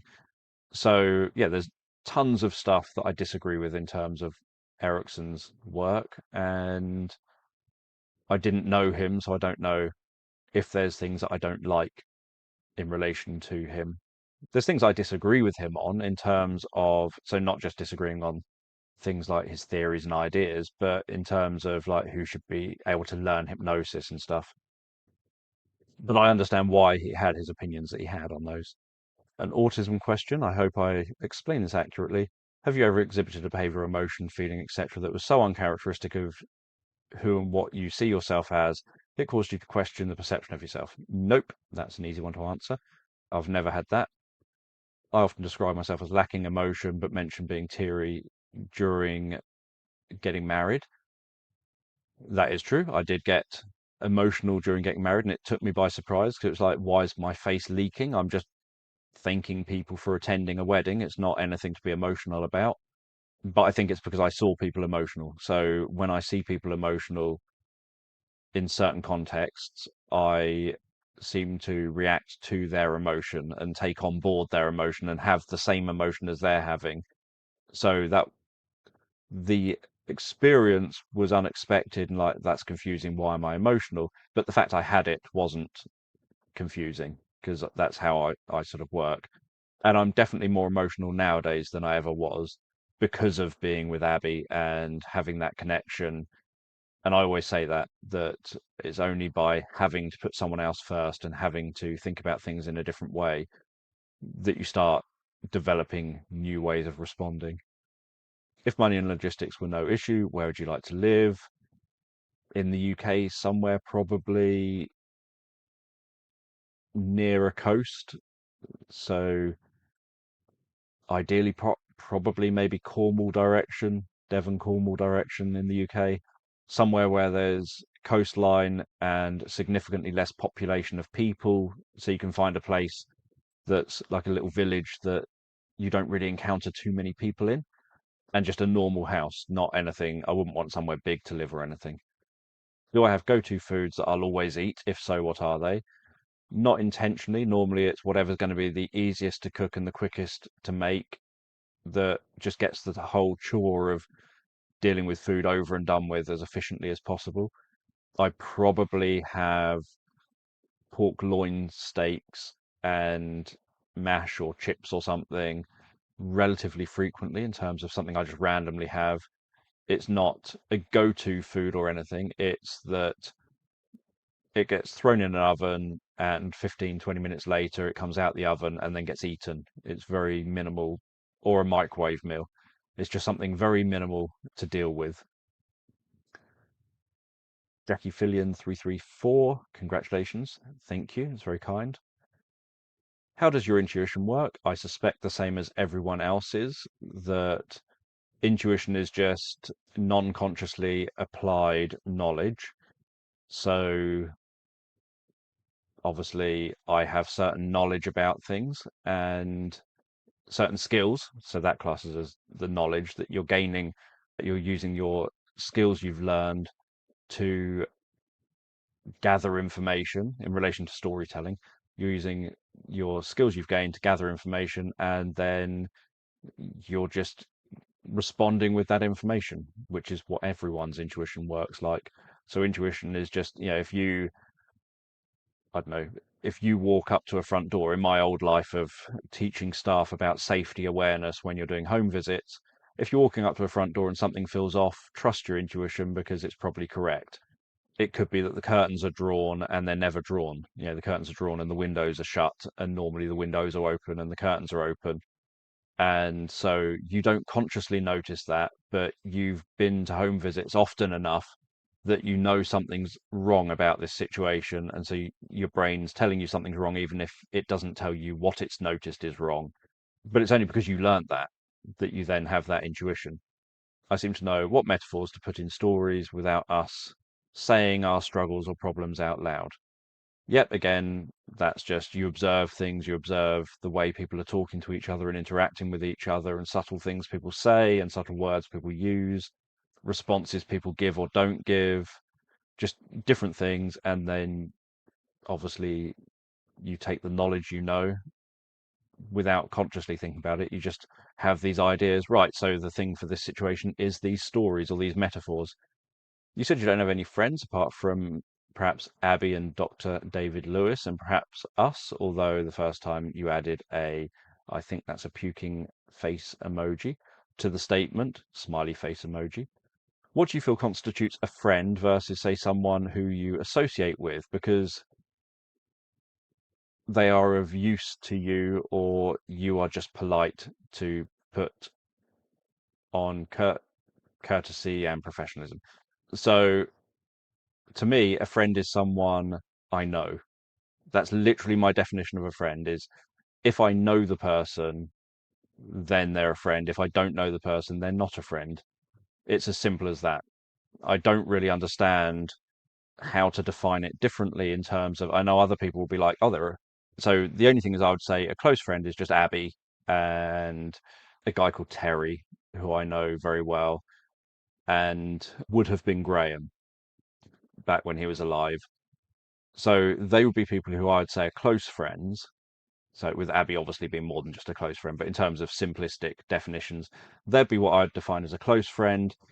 And other than that, people are I just think if I know you, you're a friend. If I don't know you, then you're not a friend. But I don't know you, so you're not anything to me. You're not like an enemy or you're not anything bad. You're just literally not a friend because I genuinely don't know you.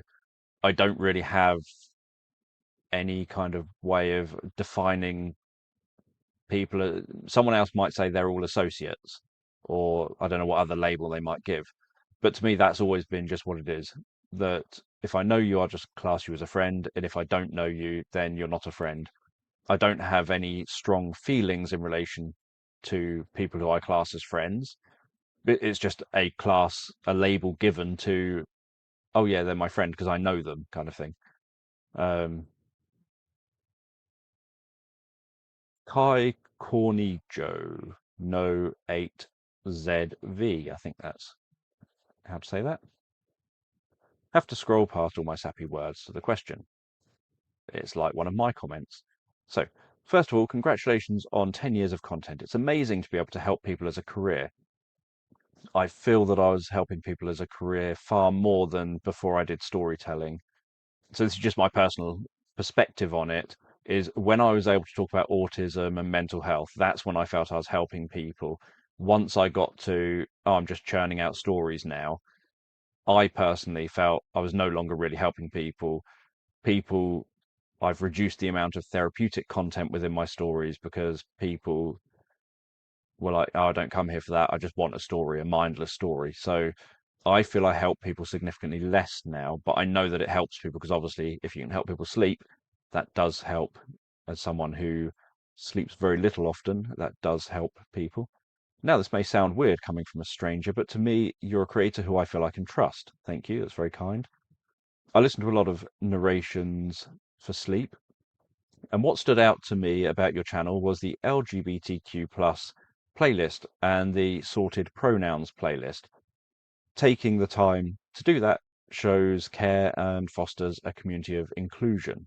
Thank you. That is always the idea, that I want people to feel included, and every story is ad-libbed and created just from my brain, and I don't know what story is going to happen until I'm creating it.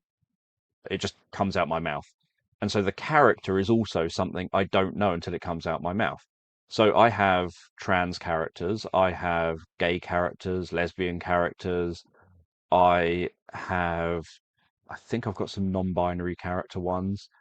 I obviously have straight characters. I have men, women, etc. And I don't know what it's going to be until I open my mouth and start talking. And then that character just appears before me in terms of like as I'm talking. And frequently, the gender of the character is completely irrelevant to the story. So I don't make a big deal of it. I don't put it like in titles. I don't say, I don't know, gay man walks through woods, or yeah, I don't have a title or anything stupid like that. Because I think, why is that relevant? We're all just humans, and does it matter particularly who the person is, who the actual lead character of the story is, or who the other characters in the story are. So if a character encounters someone who is, say, gay, that doesn't matter. I know while I'm telling the story that character's gay, but no one listening may know because it just doesn't crop up. So that's part of my stories anyway, is so going beyond the kind of the sort of story you hear, is that behind the scenes, I know what the different characters are when I encounter them in the story and what the main character is, even if I don't make that explicitly clear because it's not relevant to the story. Like in everyday life, if I go up to a cashier in a shop, I don't have to know their gender identity or anything. That's of no interest to me when I'm just being served and they're saying, how's your day? And I'm saying it's okay. And they're saying, great, hope you have a good rest of the day. And that's the end of the transaction. I don't need to know any deep information about that individual. So that's one thing, is that my stories do have a whole range of different types of people within them, and obviously other characters as well. In terms of making the playlists, it was very important to me to make sure that people who liked a specific type of character or wanted a story from a specific perspective could just go and find those stories relatively straightforward. And I naturally, my brain just naturally works by having variety in terms of characters. And in terms of pronouns, I get a lot of grief for using they frequently, and yet my default way of communicating is by saying they. That's just literally my default way of communicating. I struggle to see. So I've held courses. I used to talk with colleagues about this over 20 years ago now, when I used to teach courses within a job I was doing at the time. And I was teaching these courses, but I would often point out, you know what? We've worked with like 10 people on this course, myself and a co-instructor. I don't know who's male, who's female. I don't know who's on this course because I kind of often am face blind. I don't recognize people fairly frequently. Even my mum, she once came up to me in town and I just thought it was a strange woman. I didn't recognize her. As a teenager, I had a very good friend of mine, someone who I saw in school every single day, come to my house, and I was getting out of the car with my brothers and my mum, and he was outside the front door, and he started talking to my brothers who passed him first. And I was like, who's this weird man standing at the door? I don't recognize him. And I genuinely didn't recognize a friend who I saw 5 days a week, every single day in school for years and years, and was seeing him during the summer holidays, meeting up with him and the other holidays. So I saw him hundreds of days a year and genuinely didn't recognize him. So when I would teach a course, I wouldn't have a clue about anything about any of the people, wouldn't know who's a man, who's a woman, or anything. So my brain, through all my life, has predominantly referred to people as they. So, oh yeah, they said this and they said that, and they were doing this and they were doing that, and oh, they asked me to ask you this. So they is probably my predominant way of referring to people. And definitely for most of my life, no one's ever raised that as an issue until the last couple of years on YouTube, where all of a sudden it's really taken off that people take it somehow offensively that I'm using the word they when I talk about people. Like I'll do a story and I'll say they walked along through the woods and then climbed a tree or whatever it happens to be. And it would be like, who's they? Is there multiple people? No, they are this person who's doing this thing. So it's only recent years that that seems to have suddenly become something people have taken as an issue.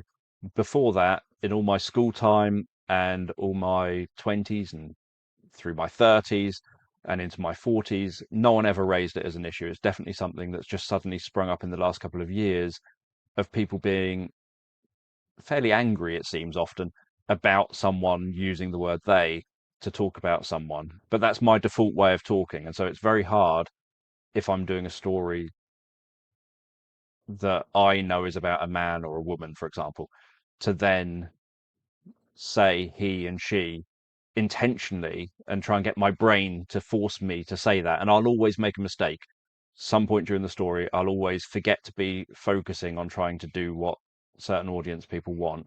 And then I'll resort back to just saying they again. So you cannot relax to sleep stories that use she, her pronouns for the protagonist. Again, that's why I was making the playlist so that people can find what they're after. So I appreciate your inclusive playlists and stories that you've done. Yes. And it's a shame, as I kind of previously have mentioned, that because of the way I have to do the sleep stories now, it doesn't actually fit with that kind of thing. It doesn't fit with being able to say put a story into, say, a he him category when the first story may be he him, but the second story on that long video now may be a she her. So here's the question: how do I feel about generative AI? For context, I'll just scroll past that bit. So I've been using, it looks like you've been using AI to generate thumbnails. Yes, I've been using AI to generate thumbnails. Kind of puts me off, this kind of thing popping. So I'm going to skim most of this bit here. Yeah, talking about, obviously, you assume it's going to be some sort of robotic voice, stolen audio. You produce art, so you're a writer. I've written a lot of books, so I know what that's like. You're interested in hearing my thoughts. Yeah, I'm aware of cognitive atrophy, etc., and a lot of the research coming out about people's usage of AI. And obviously, I'm aware of how AI is trained by different organizations.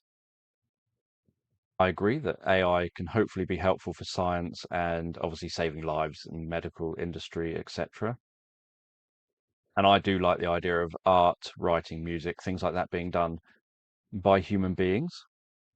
So in relation to makes you unbelievably sad to see an AI generated image and know that there's hundreds of artists out there whose work has been taken and chopped up and smashed into some soulless, artificially generated image, etc.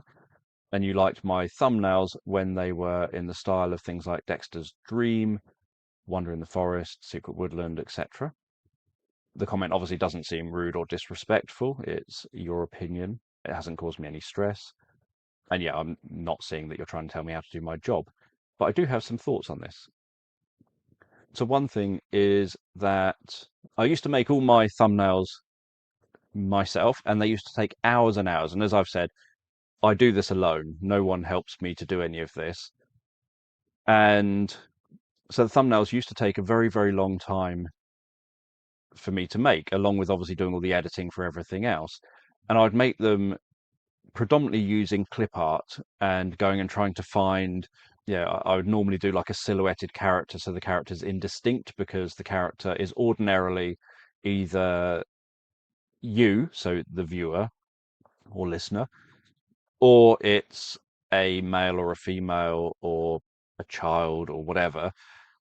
But I would want people to be able to project their image onto it. And so I'd normally do a silhouetted character, and then I'd find things like something about the story. Like if it's aliens, maybe I'd have an alien ship. If there's woodland, maybe I've got the woods. If there is a lake, maybe I'd have a lake. So I'd then try and find clip art or different bits of artwork using Canva and the Canva library to piece together a thumbnail that sort of works.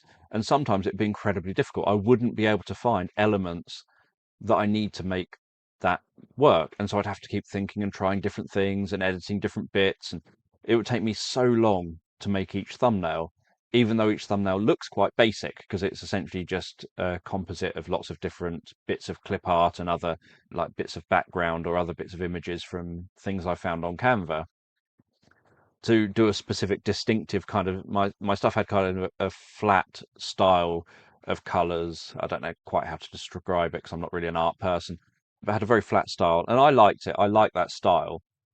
And I did that for years and years and years and years. And then I got to the point of, I think 2023, maybe the middle of 2023, where I tried Canva's AI art option and it's worked and gave me something that was okay, that seemed to work for me. And then so now I use Leonardo AI and I come up with what I trial different things and then come up with kind of a style that I like the look of. But I've never ever paid because I can't afford to and never would be able to be likely to afford to unless my channel got significantly larger than it currently is. It would probably have to triple in terms of the number of views a month for me to be able to afford an artist who would also then have to be able to turn around the thumbnail art incredibly quickly. So that means that they'd probably they'd have to constantly be doing that work because I have to constantly churn out stories.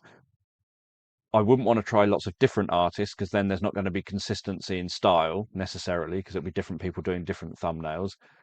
And so I'd want the same artist and it would just have to keep churning out that artwork every single week with something new. And if I was upping it to 2 or 3 videos a week, they're going to have to probably turn around bits of artwork very, very rapidly for me, which would increase the cost that they're going to charge me because they're going to have to prioritize my work, say 3 times a week, maybe getting it done. I don't know how long it would take them, maybe an hour or 2 hours. If it's going to be time saving on me spending, say, 5 to 8 hours doing it, then they're going to be having to do that constantly.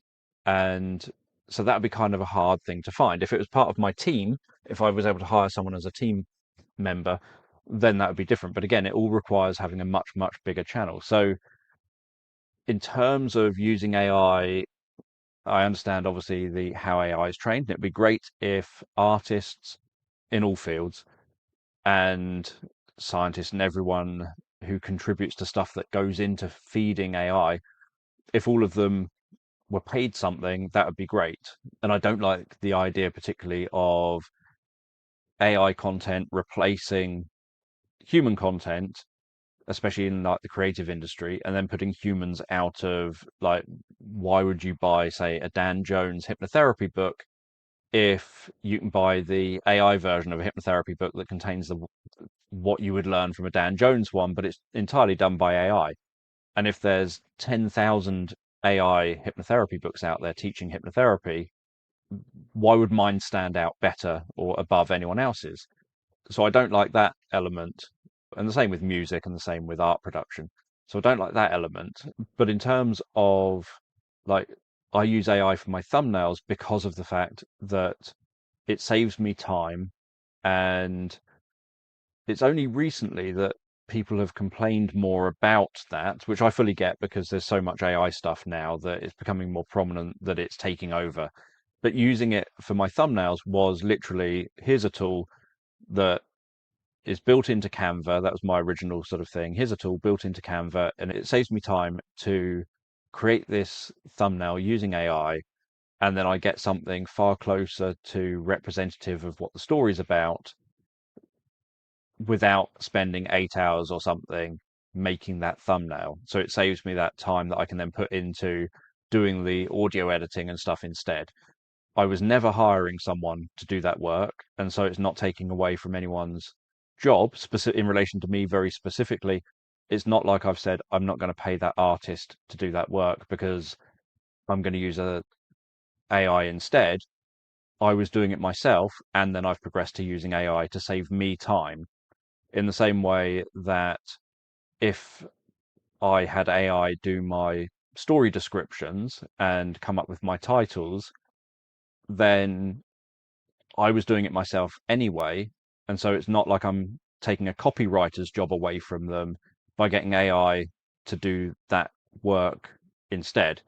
When it comes to other sort of artwork, for example, when I wrote the novel version of Dragon's Fire, all the artwork that's in here, if I can find, all the artwork in here, this is my most expensive ever made book. It cost me thousands and thousands of pounds to make the Dragon's Fire novel, a novel version of my sleep story. It took me a very, very long time to make, and I paid an artist who does graphic novels and comic books. I paid an artist to do the artwork for that book, and that obviously cost thousands and thousands of pounds to do. So unfortunately, the book flopped, and people like the Dragon's Fire sleep stories, but have no interest in obviously having a written version or a sort of more in detail version of the story. But yeah, so over the last maybe 6 or 8 months, I have been thinking about, even though it's more time consuming, going back to doing thumbnails like I used to do, not because I have any issue with AI and using AI for doing thumbnails specifically, but because everyone's thumbnails are looking the same. So when I started doing it, I thought, oh, that makes my thumbnails now stand out and look different to all these other thumbnails that people were doing because of the specific style I was choosing for my thumbnails. But now everyone seems to be doing it. And whenever I change font to something so that it's different to everyone else's font, over a few months, I notice everyone's doing this same new font that I'm using. And then it's like, I don't want my stuff to look like everyone else's. I'm trying to be different to everyone else's. I'm trying to make it so if you scroll through the results for bedtime stories, when you see a Dan Jones bedtime story, you know it's a Dan Jones bedtime story because it stands out as being Dan Jones looking bedtime story. So one of those things is going back to my basic kind of hunting for different bits of clip art, hunting for different things I can piece together to form my thumbnails again, just because that way it will look different again than how it currently than everyone else's. I just want to have my stuff stand out as being mine and not someone else's, not like everyone else's. I don't know how that'll impact views because obviously views are the click-through rate is much higher when I'm using an AI image than so people are more like, oh, I'll click on that. That seems interesting than when I was using my own stuff. So using my own images, like things I've created I'm not an artist, and so it wouldn't be anywhere near up to the standard of using AI, or if an artist was doing it. So my click-through rate was like 4% or something back on my videos before I used AI, and now it's about 7% on the AI versions of the thumbnails. So I don't know if that will change again, or if it will keep the same click-through rate because it will look different and stand out. But I don't know that yet. But that's my thinking on that. Have there been negative effects from getting your autism diagnosis? It's highlighted to me how, so since getting it, that's the first time I'm then going out there and saying, right, because I'm autistic and I've got an official diagnosis, I'm going to try and access services, etc., to support me. And then you notice charities, autism charities and services out there don't actually support autistic people, at least in my experience. So one negative is you suddenly become aware of, when you're a professional, you think, oh, there's this support out there for autistic people. And but then when you get diagnosed and try and access that support, you realize, oh no, everything everyone was always, all my clients or whatever were always telling me is true. You can't access the alleged support that's out there. So it's highlighted that. One negative, over recent months, there's been the negative of people focusing on, whenever you say you're autistic, either, oh, everyone's autistic, or it's just a label you're giving yourself as, like, I don't know, something that's just popular nowadays to say you are, and so you're only saying it because you want to be popular, and you want to put the spotlight on you and that kind of thing, which is obviously complete rubbish. So there's more the negatives. You do get some, I think I get a lot of, you don't look autistic, and then you get the attacks for not looking autistic. So yeah, they've been more of the negatives. I haven't really got negatives other than that kind of thing.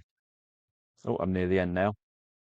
What advice and encouragement would I give myself if I met myself in the past, the 10-year, the sort of Dan from 10 years ago?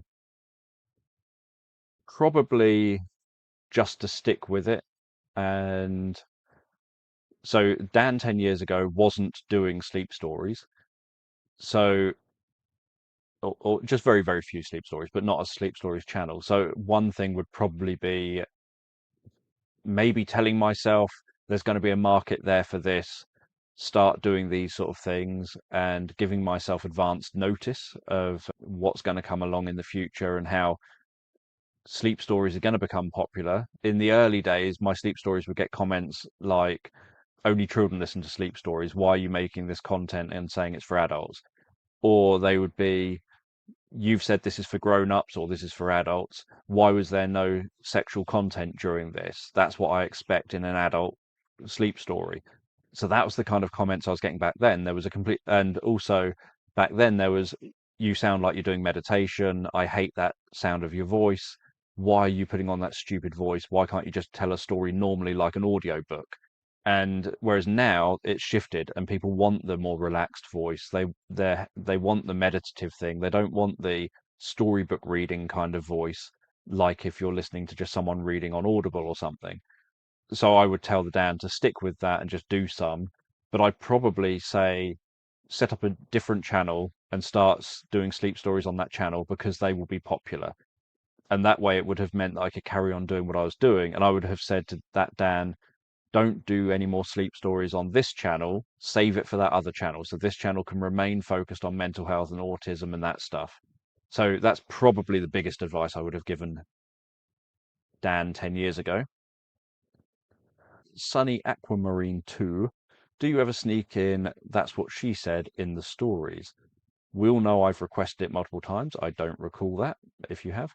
I've never heard it, but I never stay awake for an entire story. I didn't know you've requested it multiple times. I'm relatively sure I don't think I've ever said "That's what she said" in one of my stories, as far as I'm aware. Someone who knows my stories better than I do might know if I have somewhere. That's actually a hard question. You'd asked a question, so that's good. Ace Howdy, heart. Thank you for the heart. Cheryl Rich 8524. concentrating on your stories is the only thing that calms my anxiety. Don't ever stop. Thank you. I am glad that they are helpful. And the only thing that would make me stop is if I feel I've got to just stop because of the UK tax changes that are imposed from April next year, and I haven't found a workaround. And if that's the case, then I would stop because of that. But assuming that's not the case and I find a workaround, then I probably won't stop. I'll probably continue on, even though I do find it very difficult to churn out stuff all the time. I'll probably won't stop and will just keep doing what I'm doing until I retire. And then I'd probably just gradually do a soft retirement of, assuming people are still watching my stories and engaging with them, of just gradually making slightly fewer so I have a bit more free time. And it also depends how my voice goes over that time as well. If my voice keeps getting deeper and maybe gets raspy and doesn't sound good as a sleep story voice anymore, that might force me to stop. But yeah, other than that, I will stop anytime soon. So anyway, thank you everyone for watching this and for being here for the last 10 years of me doing content creation full time. Hopefully I keep doing this for a long time to come, and hopefully it continues helping people for a long time to come. So thank you for watching, and I will see you in my next video.